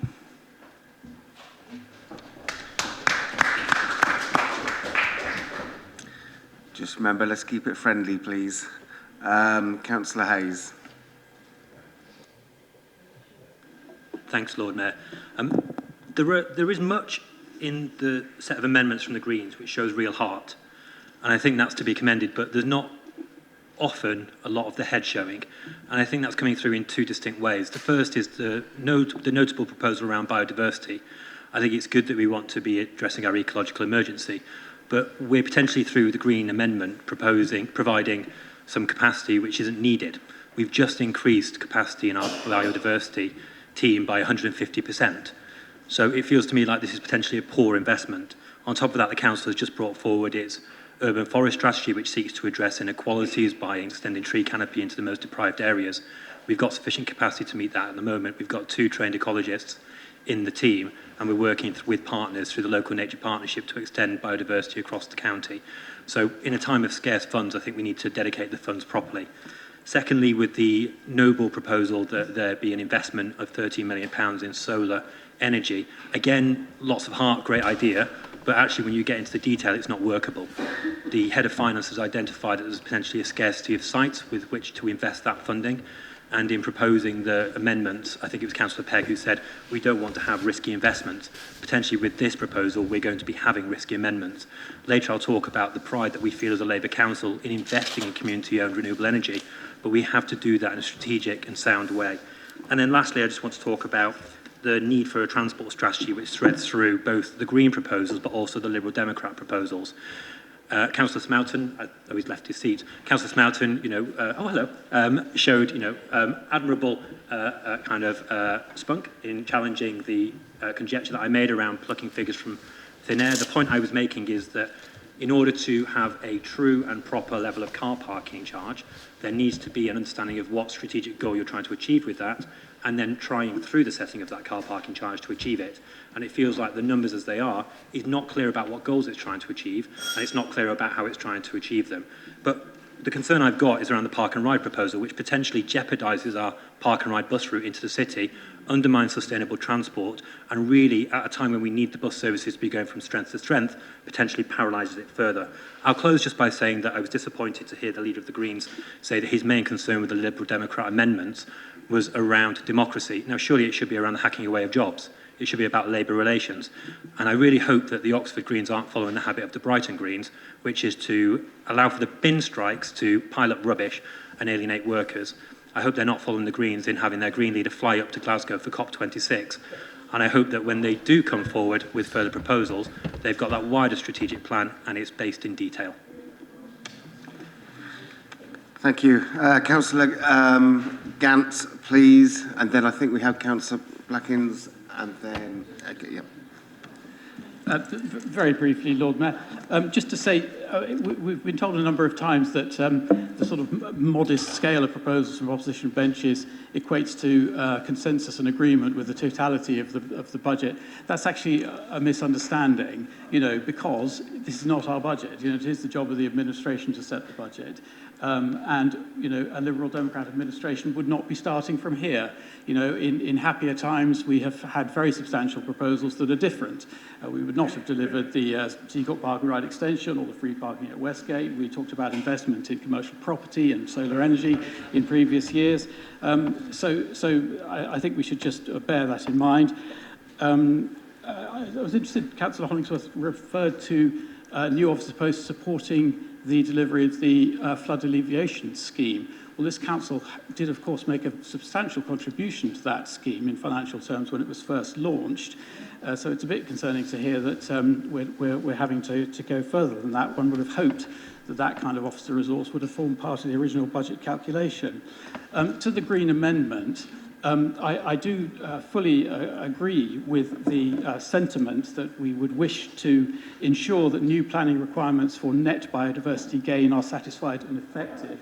Like many other things, I think that the ball is not least in the court of central government there to tell us what those planning requirements actually are and to deliver a system that actually works for measuring them, which they haven't yet done, but it's certainly a good idea. But, listen carefully, colleagues, I agree with Councillor Hayes.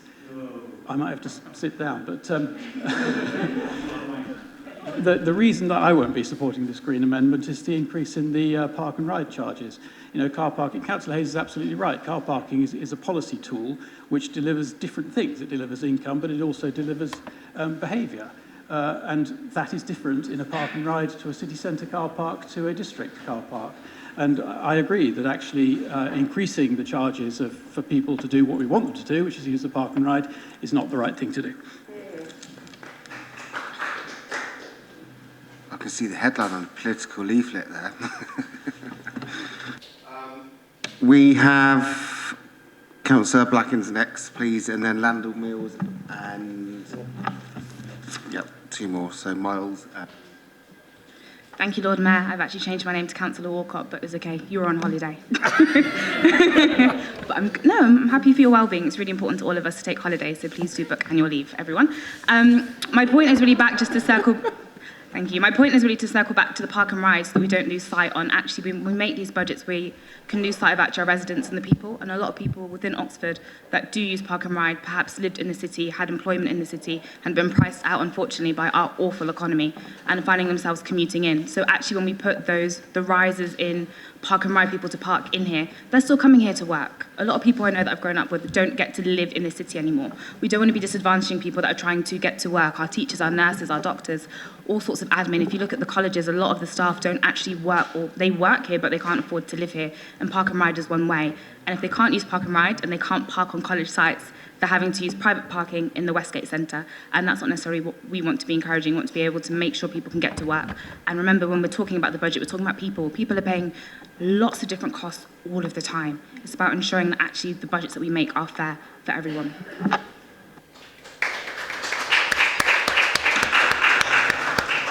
Councillor Landell Mills, please.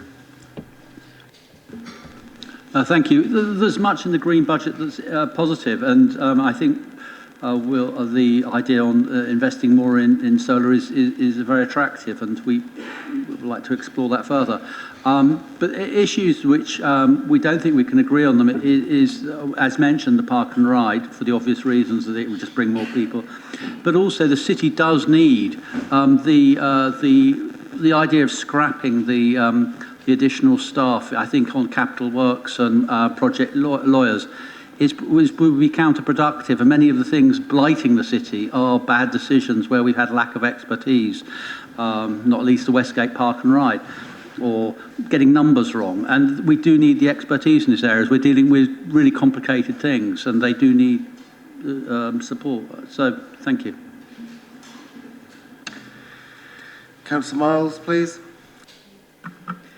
Thank you very much, and I welcome the themes that the Greens have been putting in their alternative budget, with the focus around biodiversity, carbon reduction, but also this theme of data. And I think this is really important to focus on, because we know that the current administration in the council are not very good at aggregating data from different sources, and whether that's noise data, antisocial behaviour data, which is coming in from different feeding in from different contact points. But I would like to say that I'm a bit surprised that noise has featured within this alternative budget, given that we unfortunately didn't get the support from the Greens on the noise motion that we had put forward at an earlier council meeting.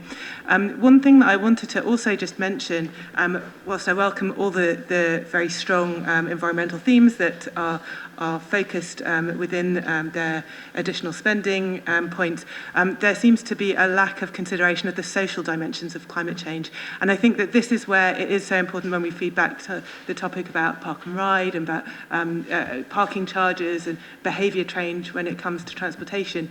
We have to look at the social dimensions. It's not just looking purely at environmental factors alone that will allow us to achieve both climate adaptation, mitigation, but also deal with the social consequences, which will be, those who are most vulnerable are going to be hardest hit by all of this. So I'll leave it there, but thank you very much.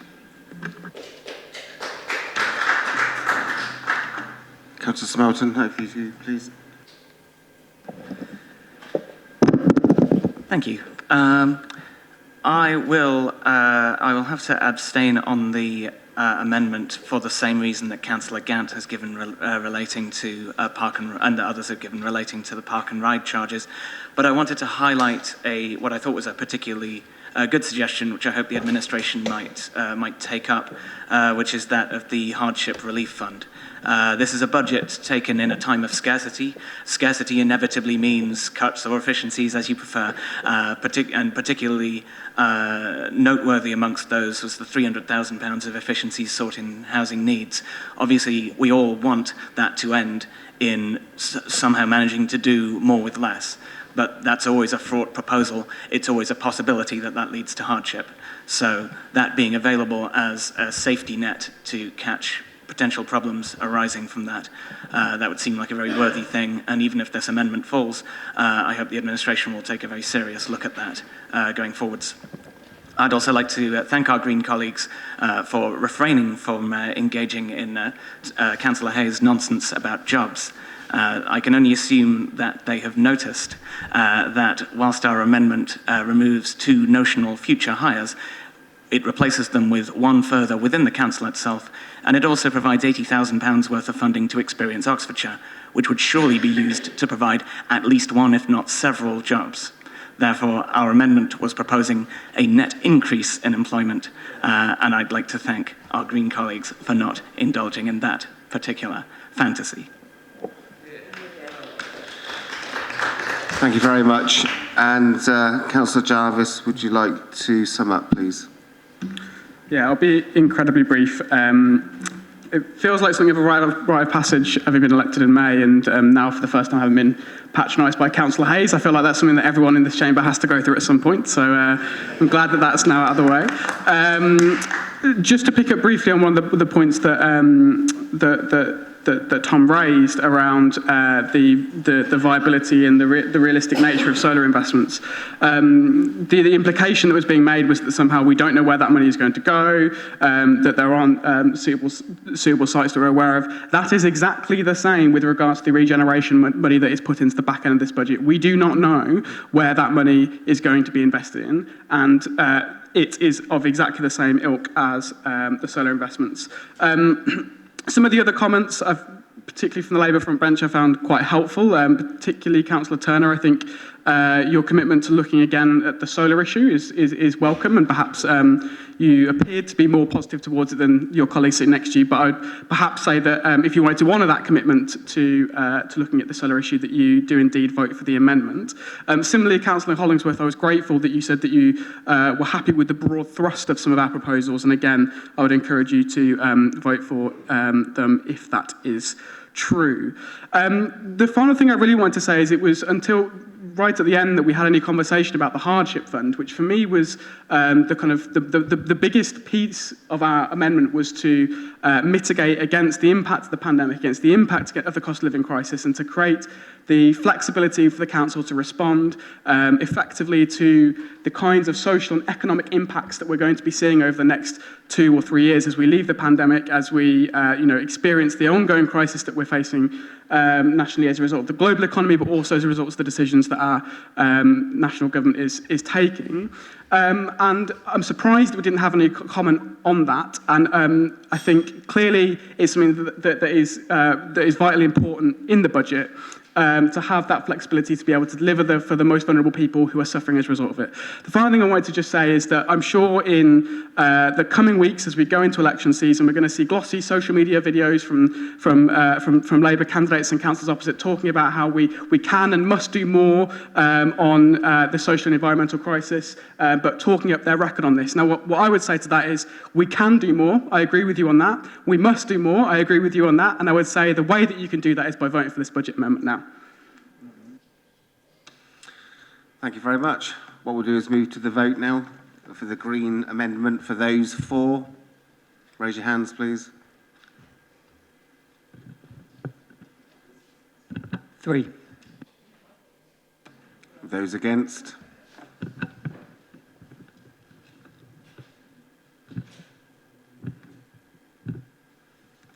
I make that 30, Lord Mayor, so that falls. I'm just going to ask, just for clarity, those abstaining.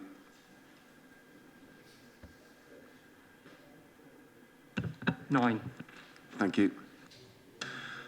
Okay, just before we move to a break, we will have a break and be for 30 minutes, but any submissions of individual amendments for debate to the committee secretary no more than 50 minutes after the start of the break, and then obviously then what we'll go into is the individual amendments debate, which is up to 40 minutes.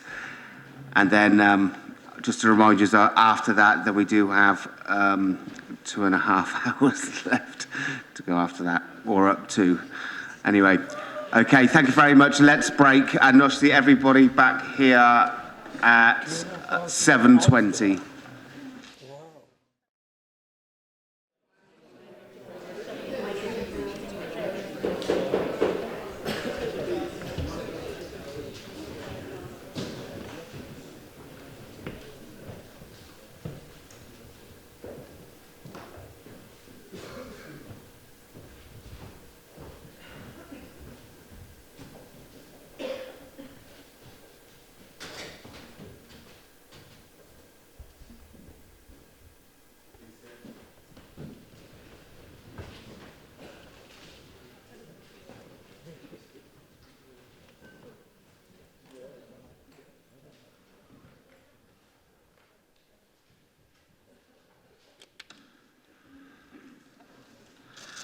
Okay, we've now got the debate on the budget, so we've now got 6 minutes unused, so we've got 36 minutes in total for this, so 30 minutes for the debate and 3 minutes for Susan and Ed to comment on this.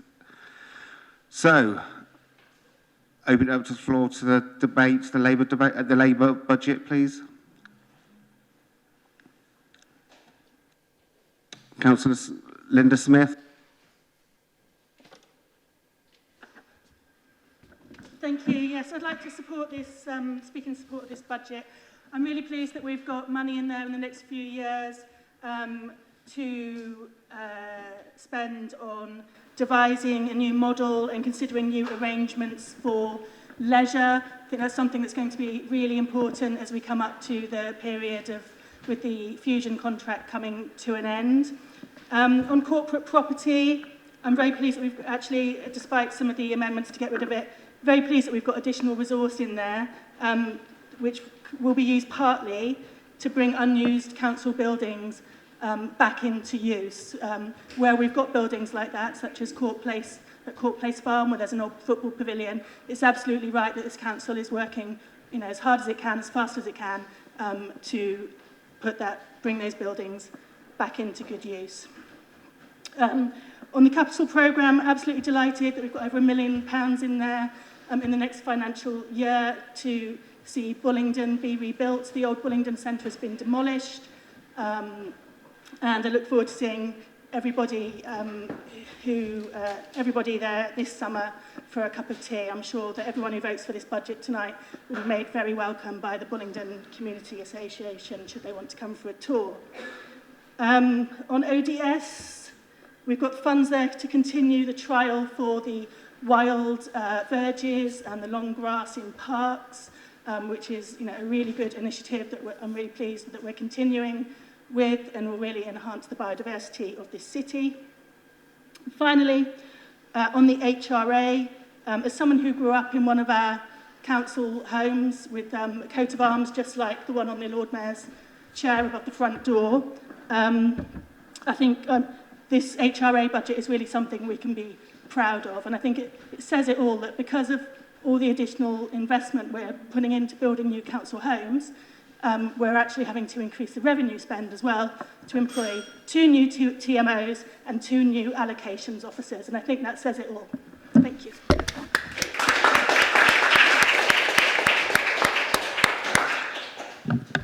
Thank you very much. Councillor Pressel. Thank you, Lord Mayor. Yes, there are many things to welcome in this budget, but the things that make me particularly glad are perhaps the 3 new community centres and the Positive Action Programme for the Youth Ambition Programme, and perhaps especially the 100% council tax reduction for people on very low incomes. That's one of the few things that we can do that are going to make a big difference in the face of the actions of this appalling government. But what I really wanted to say was to say thank you very much indeed to Ed and to the rest of the Cabinet for all the extremely hard work they've put in to come up with this budget. At such a difficult time, as Ed said, it's difficult every year, but it just gets worse and worse. And I think they've done incredibly well, of course with the help of a lot of our officers, but the Cabinet have been working so hard. I just wanted to say a very big thank you to them. Thanks.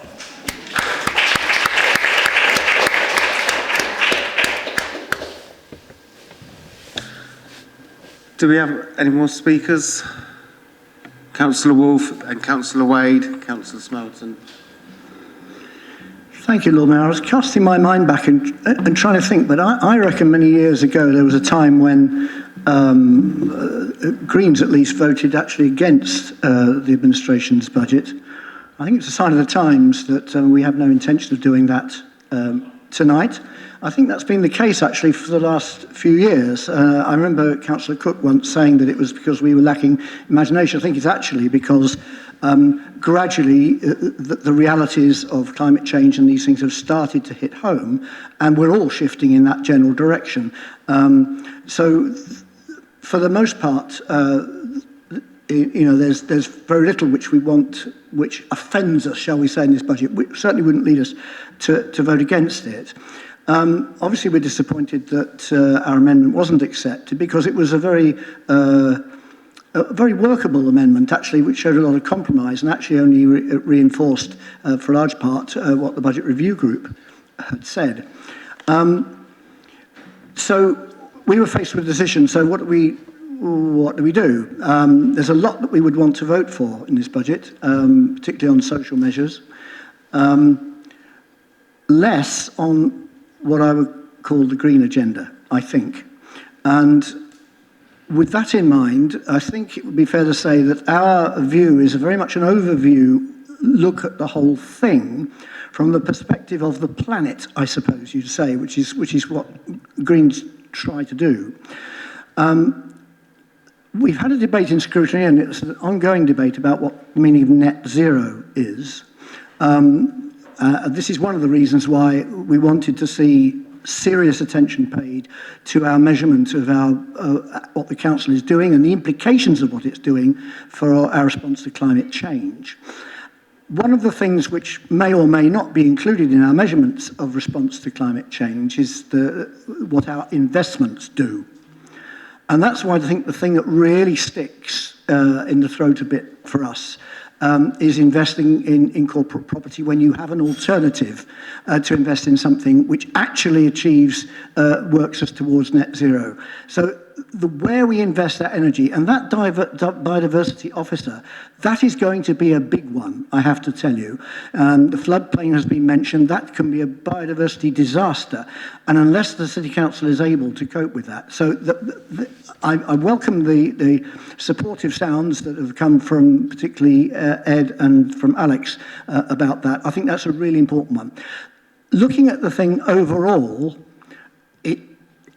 it just isn't, and I can remember Ed saying this once, it just isn't green enough for us to actually want to vote for it. I think it fails in some important ways there, and certainly in the investment, the failure to invest where we could very productively and in such a way to have a major impact on our overall net zero measured properly. That's why we're going to abstain. Thanks. Thank you very much, Councillor Wolfe. Councillor Wade, please. Thank you very much, Lord Mayor. It's been a really difficult task to create a safe, prudent budget this year, even with the enormous help that I think everybody in this House has received from Nigel Kennedy and his team. It's been difficult because there's been a big hit on our commercial revenue streams, rents, car parking and everything else. Having a commercial revenue stream is a great strategy in safe times, but we're not on that. We're not in those now. And we're relying on the income streams, both of ourselves and our companies. It's high risk, as we know, and that's why our amendments to the budget, described as a ragbag by some, accept the fact that there is very little that we can do. We probably have 5% to play with on this budget, and we've played with that as carefully and prudently as we can. One thing that we would suggest, and we're not going to support this budget, as you can imagine, is that there should be monitoring of Fusion Leisure, the provision for homelessness, Floyd's Row building, the Oxford model companies, and unpaid revenues update so that we know where we are in terms of council tax, rent arrears, business rents and rates. We would like monitoring monthly and the results made available at a mid-term high-risk financial review. Thank you. Thank you very much. Councillor Smelton, please. Thank you, Lord Mayor. Just a few points I wanted to pick up from Councillor Turner's speech introducing the budget. First of all, youth services. I believe the project that he's citing there as a great achievement of a Labour administration is a county project. In which case that's a project which required for its execution a great number of Liberal Democrat county councillors. Secondly, he brought up council tax reduction schemes. The Vale of the White Horse Council itself is also proud to offer a 100% council tax reduction scheme, so that's far from unique to Labour administrations. He brought up the stark difference in life expectancies between different parts of Oxford, which is obviously an extremely serious situation. But surely the point has come where there's been 20 years of Labour administration.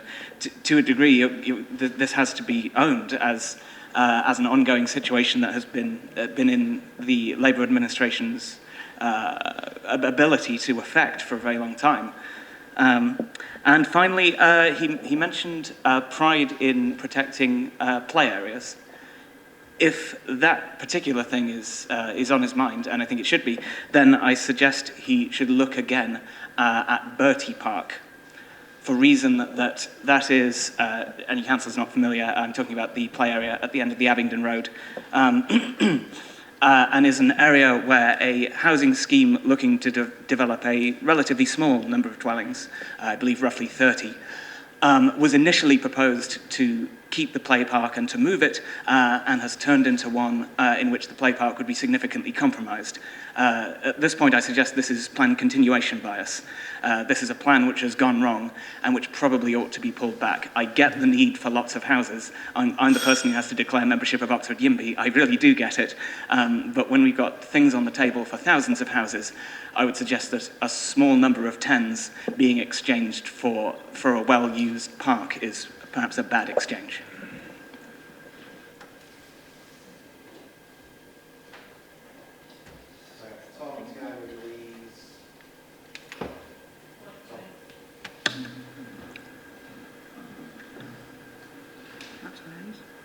Tom Hayes, yes. Oh. Thanks, Lord Mayor. Well, I want to start just by thanking officers and Ed for developing this budget. It's Ed's 14th budget, which I think is a rather astonishing success, both in terms of the number of budgets, but also the number of successful budgets. So I just, on behalf of all of us, want to thank Ed and the officers for all the work that they've done in very difficult circumstances. And I want to pick up directly where Councillor Wolfe left off, which is to ask the question, is this a green budget? Is this a green enough budget? The answer is yes, but it's not a Green Party budget. And that's an important distinction. The Labour Party is a party of solidarity and tackling inequality and fairness and justice. And in addressing the climate crisis, we seek to achieve all of our other goals. And I think this budget delivers particularly on that. We know why we need to address the climate crisis. We've all talked about this until we're blue in the face. It's because the science says that we have to. We know too that the public desperately want us to, because this City Council, this Labour administration, held a Citizens' Assembly on climate change, the first by a UK city, and then followed it with a youth summit, and has continued to engage our communities, something that would be impaired were we to cut our communications capacity. And this budget actually wills the ends that we're trying to achieve. We have, as a City Council, doubled our rate of decarbonisation in the last year, so that we can be net zero by 2030 or sooner. We've brought in significant sums in order to accelerate that, to the point where we're decarbonising around 20 to 21% of our footprint in this year alone. Name another council that's doing that. In terms of the city itself, we have convened a Zero Carbon Oxford Partnership, the City Council leading that, us chairing it, bringing together the major employers and stakeholders, and working with our Chief Scientist and the Carbon Trust, we have set a data-led, science-based approach to decarbonisation of the city. We will be net zero by 2040 or sooner. Look at the route map, it is all laid out in concrete detail. And we've got the toughest and tightest target on air quality in the country, voluntarily set by a local authority, which we're furthering with the zero emission zone. So this is a council which really walks the walk. And I just want to close by saying that actually, I want to pick up on Dick's point. There is a lot of consensus around this route. We agree a lot. If anything, this administration bent over backwards to accommodate the recommendations of the Climate Emergency Review Group from Scrutiny into our strategy. When Craig Simmons was in this chamber, we worked extremely closely together. We're very much of the view at this administration that the best ideas win. But unfortunately, from the opposition, we may have seen good ideas, but we haven't seen them properly considered. We haven't seen them properly costed. We haven't seen them actually put forward in a way which could be part of the overall thrust of this council. And I just want to close that by saying it's an election season. This budget is inevitably going to be framed by the response of the administration, of the opposition parties, who seek to win seats at the expense of Labour. That is absolutely fine. You'll agree with us here, but I know full well, as in my ward, you will go off and you will say something different. Now, I'm not saying that to be patronising. What I'm doing here is actually saying that we need to be scrutinising the use of public money properly and representing it properly. Our approach is science-led, it's listening to people, it's engaging in enlarging democracy, it's radical, but it does what a budget needs to do, which is to be prudent and to be deliverable.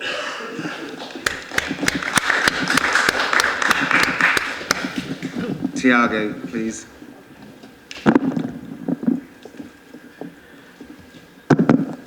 I'm glad to support this budget, even with COVID.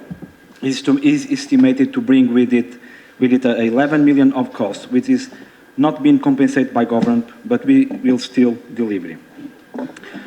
Council housing built with over 1,000 new council homes funded over the next decade. still provide support to the low incomes with the full council tax relief. And as a result of the budget consultation, we are proposing to reinstate full core funding for our network of advisory centres. What does it mean? We are supporting the more vulnerable people, and I think this is a very good thing. Thank you very much.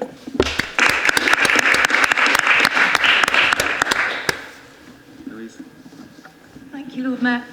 So something that jumped out of the figures in this budget to me was the fact that of our annual sort of 65 million income, more than half of that comes from income streams that we've created, our fees and charges and the companies that we've created over the last 5 years. And I just wanted to imagine for a minute what Oxford would be like without our companies and the income they bring. Right? Without it, rather than building community centres, we'd be closing them. Rather than getting people into warm, new council homes, we'd be seeing our waiting list rise. Rather than stepping in to help communities around the city with projects like our excellent Youth Ambition, we would be abandoning them. And I've just mentioned the Youth Ambition because this is the difference that a Labour council makes for the people in the city who need us the most. This is some of the non-discretionary spending that we are so proud of. The Conservative County Council, whose responsibility it is to provide children's services, cut all of its youth workers a decade ago. The Labour City Council chose to step in. We chose to invest in our children to the tune of 1.8 million. I visited one of those youth clubs last month, and I can see what an oasis of calm but lively, supportive but challenging, fun but serious interactions those youngsters were getting with our trained youth workers and our apprentices. And those places can be life-changing, and thank heavens we have a Labour City Council providing them.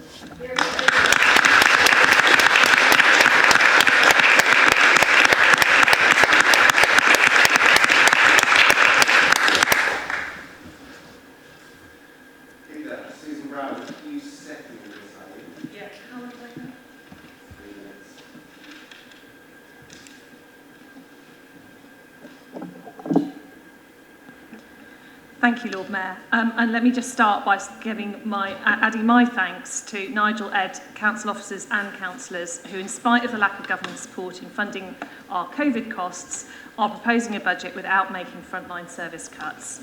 And I'd also particularly like to thank our trade unions for their support along with their members. We enjoy an excellent relationship with our trade unions and are funding the new 2-year pay deal we've agreed with them in this budget.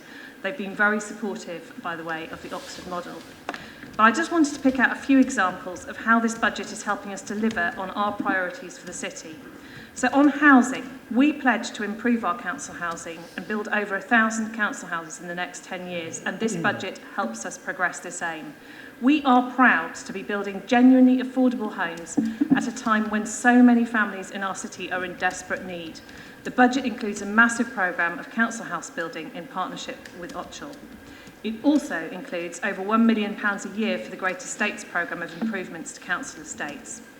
So moving on to our aims of creating a thriving local economy and a fairer city, I want to draw attention to the £1.6 million of investment in the covered market on top of other improvements and additional support as well as funding for innovative projects such as Standingford House and 1 to 3 George Street, which are projects about encouraging and supporting start-ups, more social enterprises and cooperatives in our city. We're proud to promote the Oxford Living Wage to local employers, and we insist the council's suppliers pay it, and our budget continues to support this. We ensure that tackling poverty and inequality remains a bedrock of all of our policies. Our commitment to funding our advice centres and a full council tax reduction scheme for those in greatest need is also only made possible by our Oxford model and our investments and property holdings. Making Oxford a great place to live is one of our core commitments. We pledge to use the City Council's management of the large number of parks, playgrounds and community and leisure centres to support healthy activities and provide green space and meeting space accessible for all of our local communities. This budget retains our funding for free swimming lessons for young people and for those in the homeless pathway to access leisure services. And also, as mentioned, it retains in full our network of community centres and includes 3 new builds, Bullingdon, East Oxford and Blackbird Leys. This is at a time when many such buildings nationally have ended up being closed permanently or mothballed. This budget also helps us on our way to make Oxford City Council a zero carbon council by 2030 at the latest, and continue our work with the Zero Carbon Oxford Partnership to get Oxford to zero carbon by 2040. It includes over £8 million worth of funding to reduce carbon emissions from council housing over the next 4 years, with further funding through the coming decade. We've just signed off a major investment in Ray Valley Solar Farm, which will bring an income stream and support the supply of green energy locally. And we've retained local funding in the budget to support cycling improvements. And by the way, as it was referenced earlier, I genuinely welcome the conversion of the County Council to support our long-standing proposals to pedestrianise Broad Street. I can see that my time is up, so I commend this budget to Council and I am delighted to formally second it.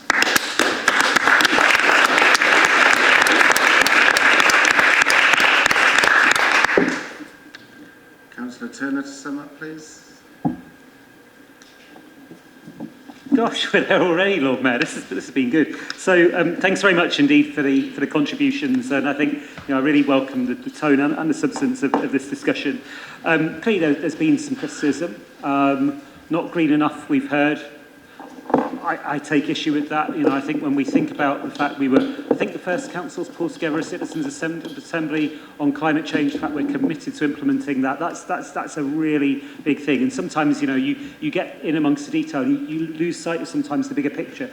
I also think that jacking up park and ride charges in a threat to that system, in a threat to destroy the whole model, sending cars pootling around between park and rides seeking a cheaper parking space, that's also not the best green policy I've ever heard, if I put it that way. We've heard, rightly I think, this budget needs careful monitoring. I'd commend to any councillors interested our regular quarterly monitoring reports, but I think we take it on board. Of course, we need to keep very close tabs on the income coming in. Good to see so much support in the debate for youth work, youth ambition. Saying the councillors heard that really, really matters. And in all seriousness, if anyone's interested in seeing those colleagues at work, it's a really, really motivating thing to do. I must admit, I go along quite regularly to a supported group in my patch called Rose Hill Junior Youth Club. Oasis of calm is not the phrase that springs to my mind, but it's a really, really positive thing. Let me just perhaps try and draw three strands together on this. One, what an investment in housing. We're talking about a council housing stock now of around 8,000 units, give or take. We're talking about an extra 1,000 in the next decade. That is transformational. We're talking about reducing poverty and inequality. And I think, if I'm honest, government policies probably owe us a lot more support than they've been giving us, particularly in recent years on that. You can pin a lot on Oxford City Council, probably not the politics of austerity that we've had over the last decade. But again, we're doing what we can, whether it's support for money advice, whether it's support for the full council tax reduction, whether it's making sure that we properly pay out discretionary housing payment. We're really doing what we can. And we want to see the stronger communities as well. And for me, those things all fit together. Stronger communities, narrowing inequality, and providing decent and affordable housing. Yes, there are risks with this. Councillor Landell-Mills spoke about that at the start and was sceptical whether we could do it. I think we can, Lord Mayor, and I think we've got to give ourselves, in a way, and our workforce the vote of confidence. We could turn around, we could hack away like many councils have done, we could give up. Instead, I think we should back ourselves to make this difference, and that's why I would like us to pass the administration budget tonight.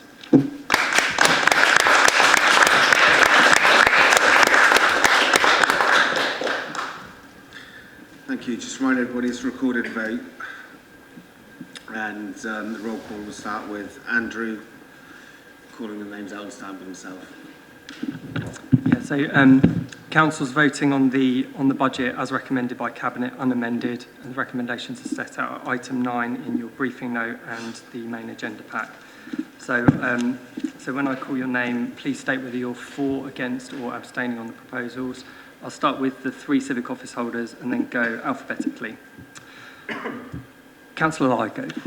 For. Councillor Goddard. Abstain.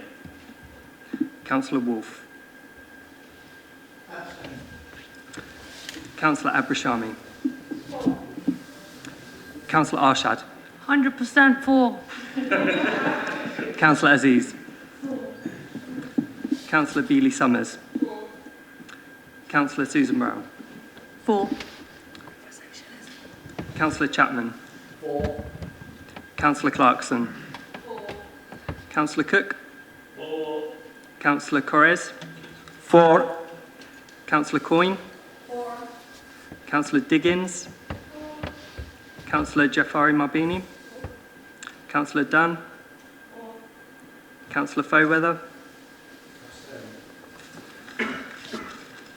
Councillor Fry. Councillor Hayes. Councillor Hollingsworth.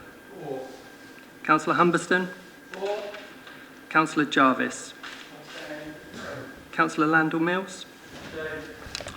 Councillor Latif. For. Councillor Malik, I think, has left. Councillor Miles. Councillor Mundy. Councillor Munkonge. Councillor Pegg. Councillor Pressel. Councillor Raymond. Councillor Rowley's not here. Councillor Linda Smith. For. Councillor Ros Smith.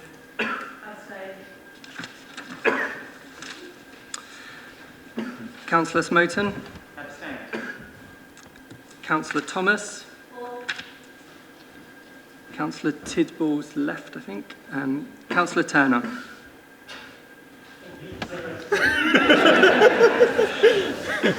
Councillor Upton. Councillor Wade. Councillor Waite. And Councillor Walcott. So that's 29 in favour and 10 abstentions, so carried.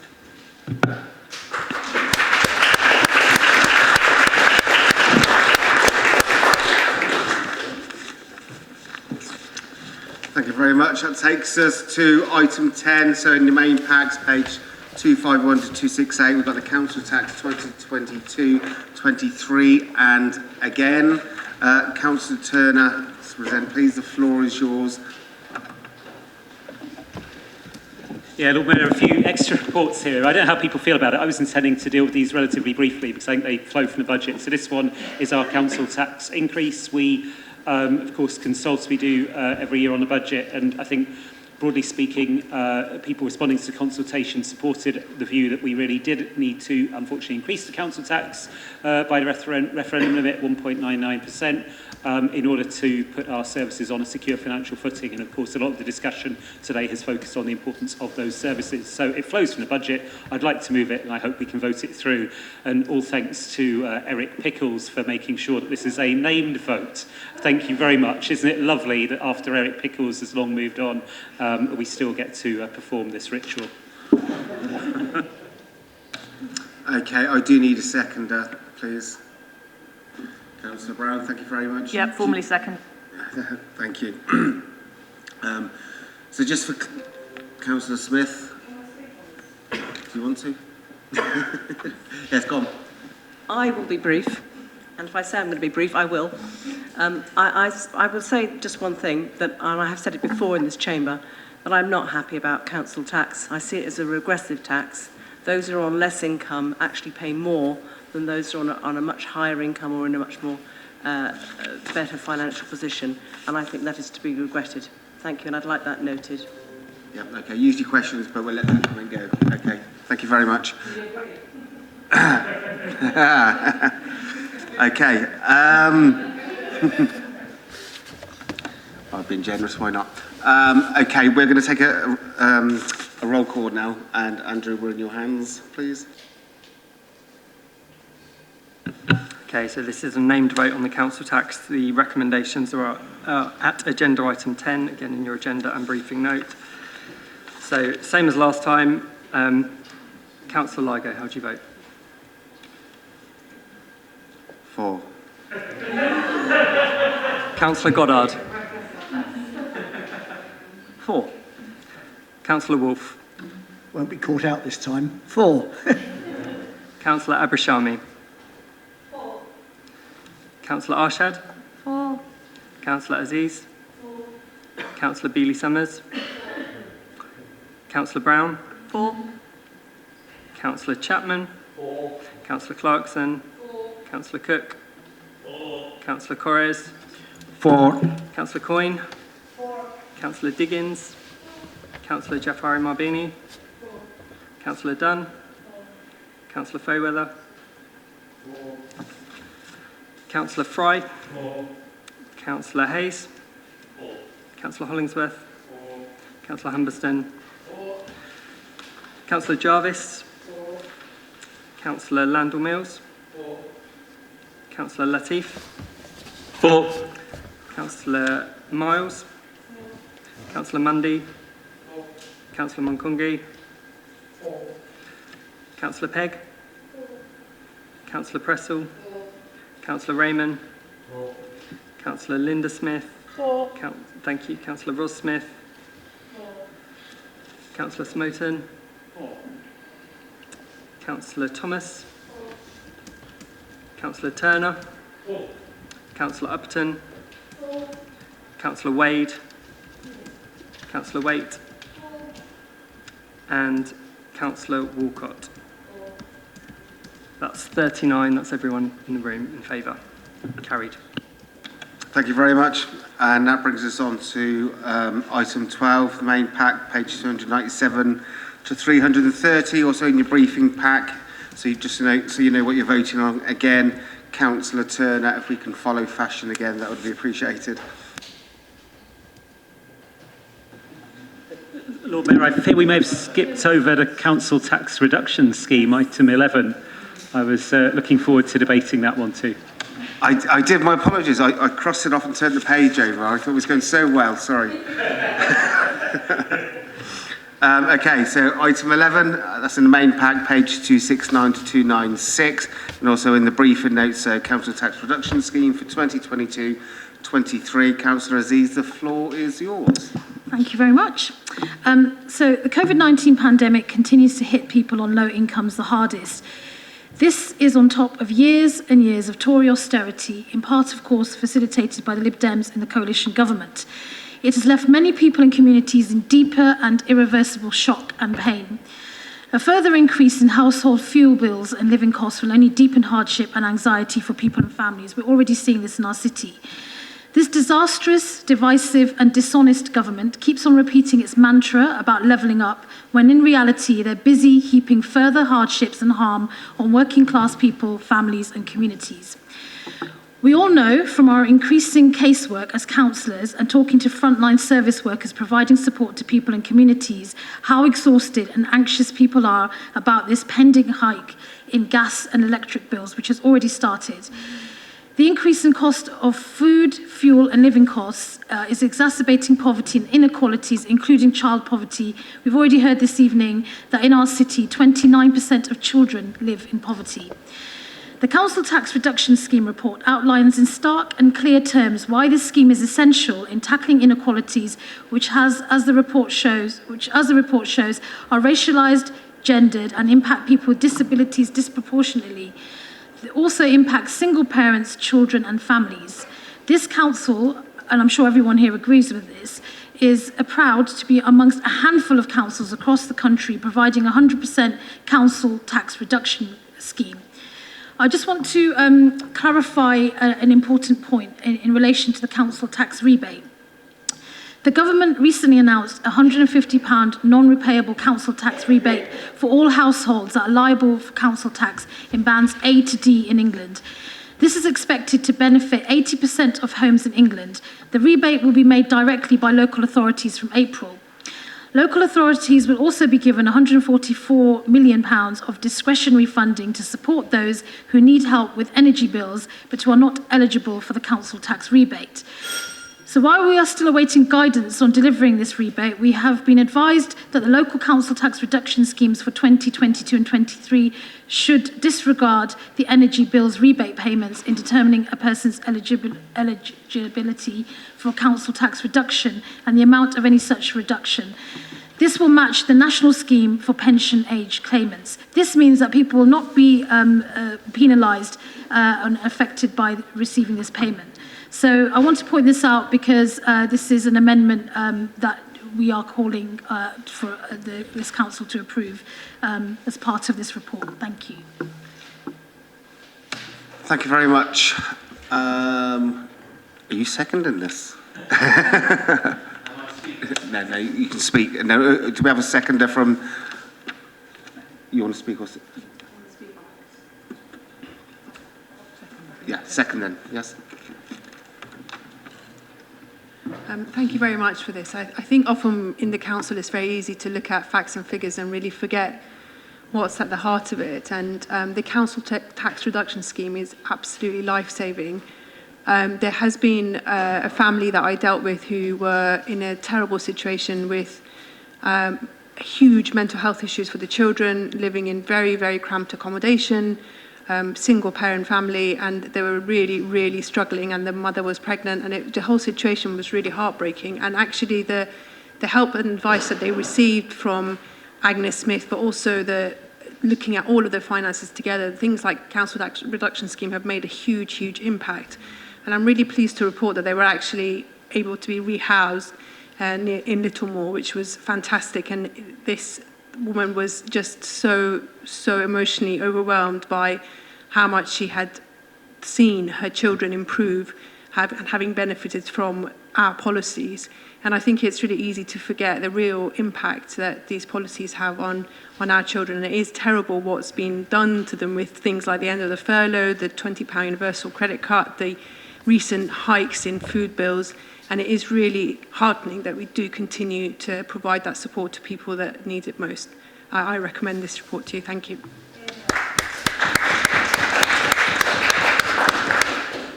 So just confirm you were seconding that as well. Yeah, okay.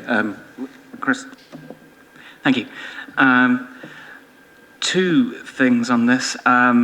Firstly, I was very pleasantly surprised when the consultation results for the CTR scheme were announced to find that the various erosions of the scheme which were put out in the consultation document didn't come to fruition.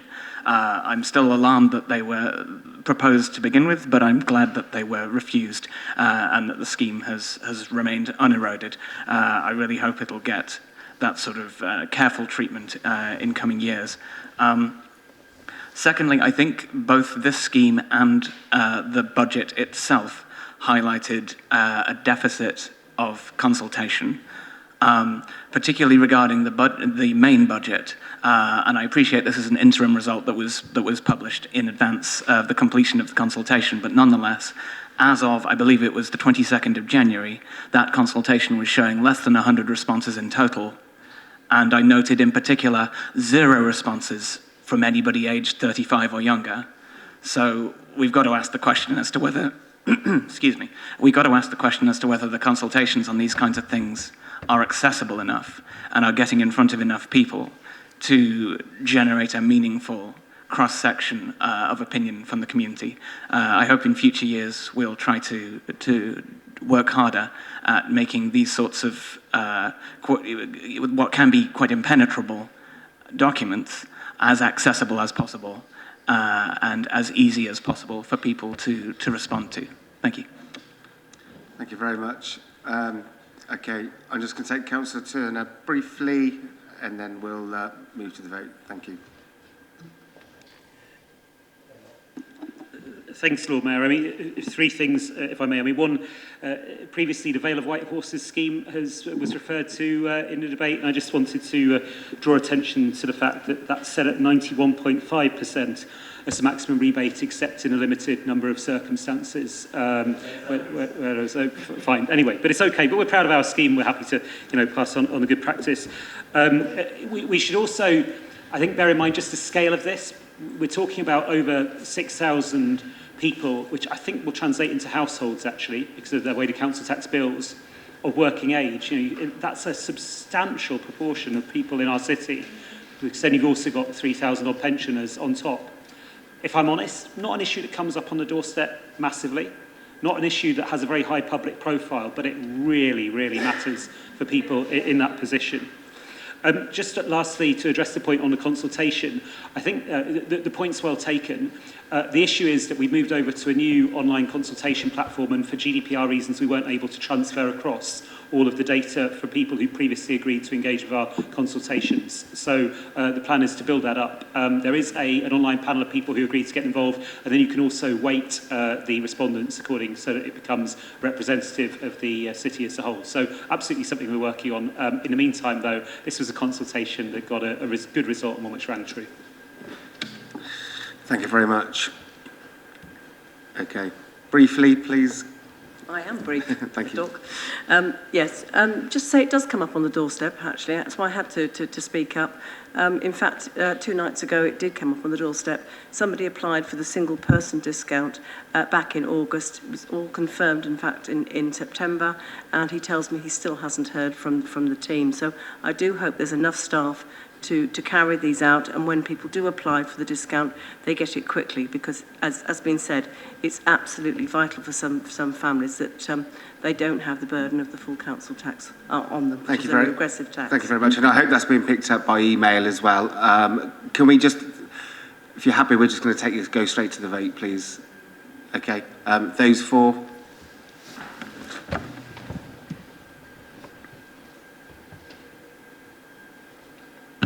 That's everyone, Lord Mayor. Carried. Thank you very much.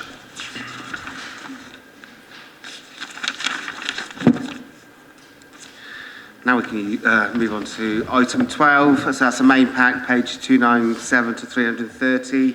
And it's also in your briefing pack as well. So this is the Treasury Management Strategy 22-23. And Councillor Turner, the floor is yours. Thanks.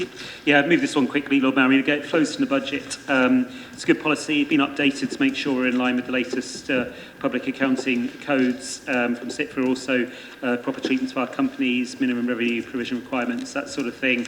I'm pleased also that we have got the environmental and social impacts that we're developing now. We will look closely at that in the coming year, see how we can make it sharper, but on top of our ethical investment, I think that could also be very beneficial in informing our Treasury management decisions and trying to make the most good in the world as we can through the judgments that we're able to make. So with that, Lord Mayor, I would like to commend the report to Council.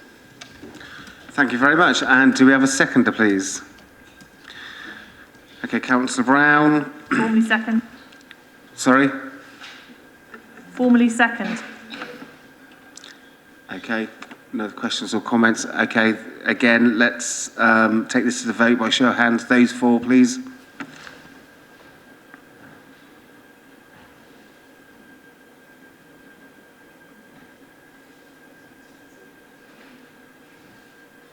I make that 34, Lord Mayor. Those against? Those abstaining?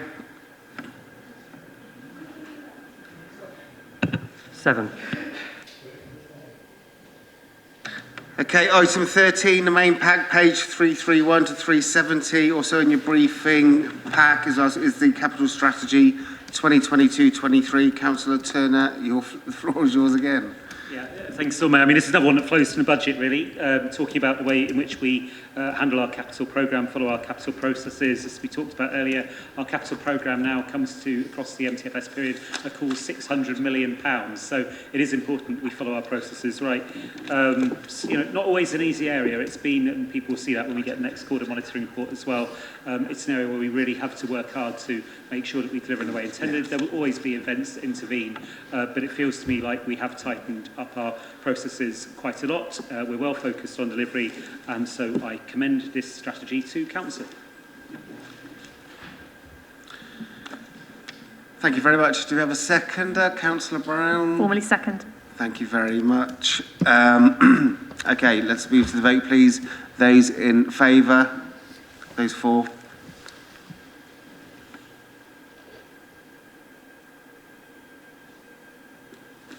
Okay, I make that 32, so carried. And just for clarity, those against? Those abstaining?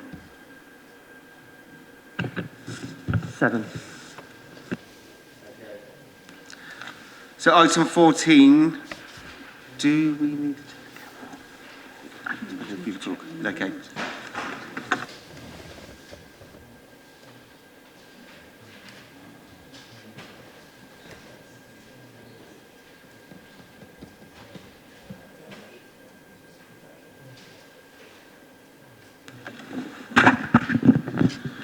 Okay, item 14, we have matters exempt from publication and exclusion from the public, but I'm just asking the floor if anybody wants to speak.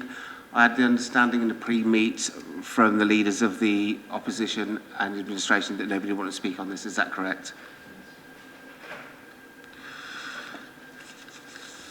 Thank you. Item 15, report of the Scrutiny Budget Review Group. That was an exempt Appendix 1. Again, nobody wanted to speak to that. Okay, I'm just going to drag it out just a little bit more. Listen up. Just before we finish, there is another announcement from myself, and an email will go out.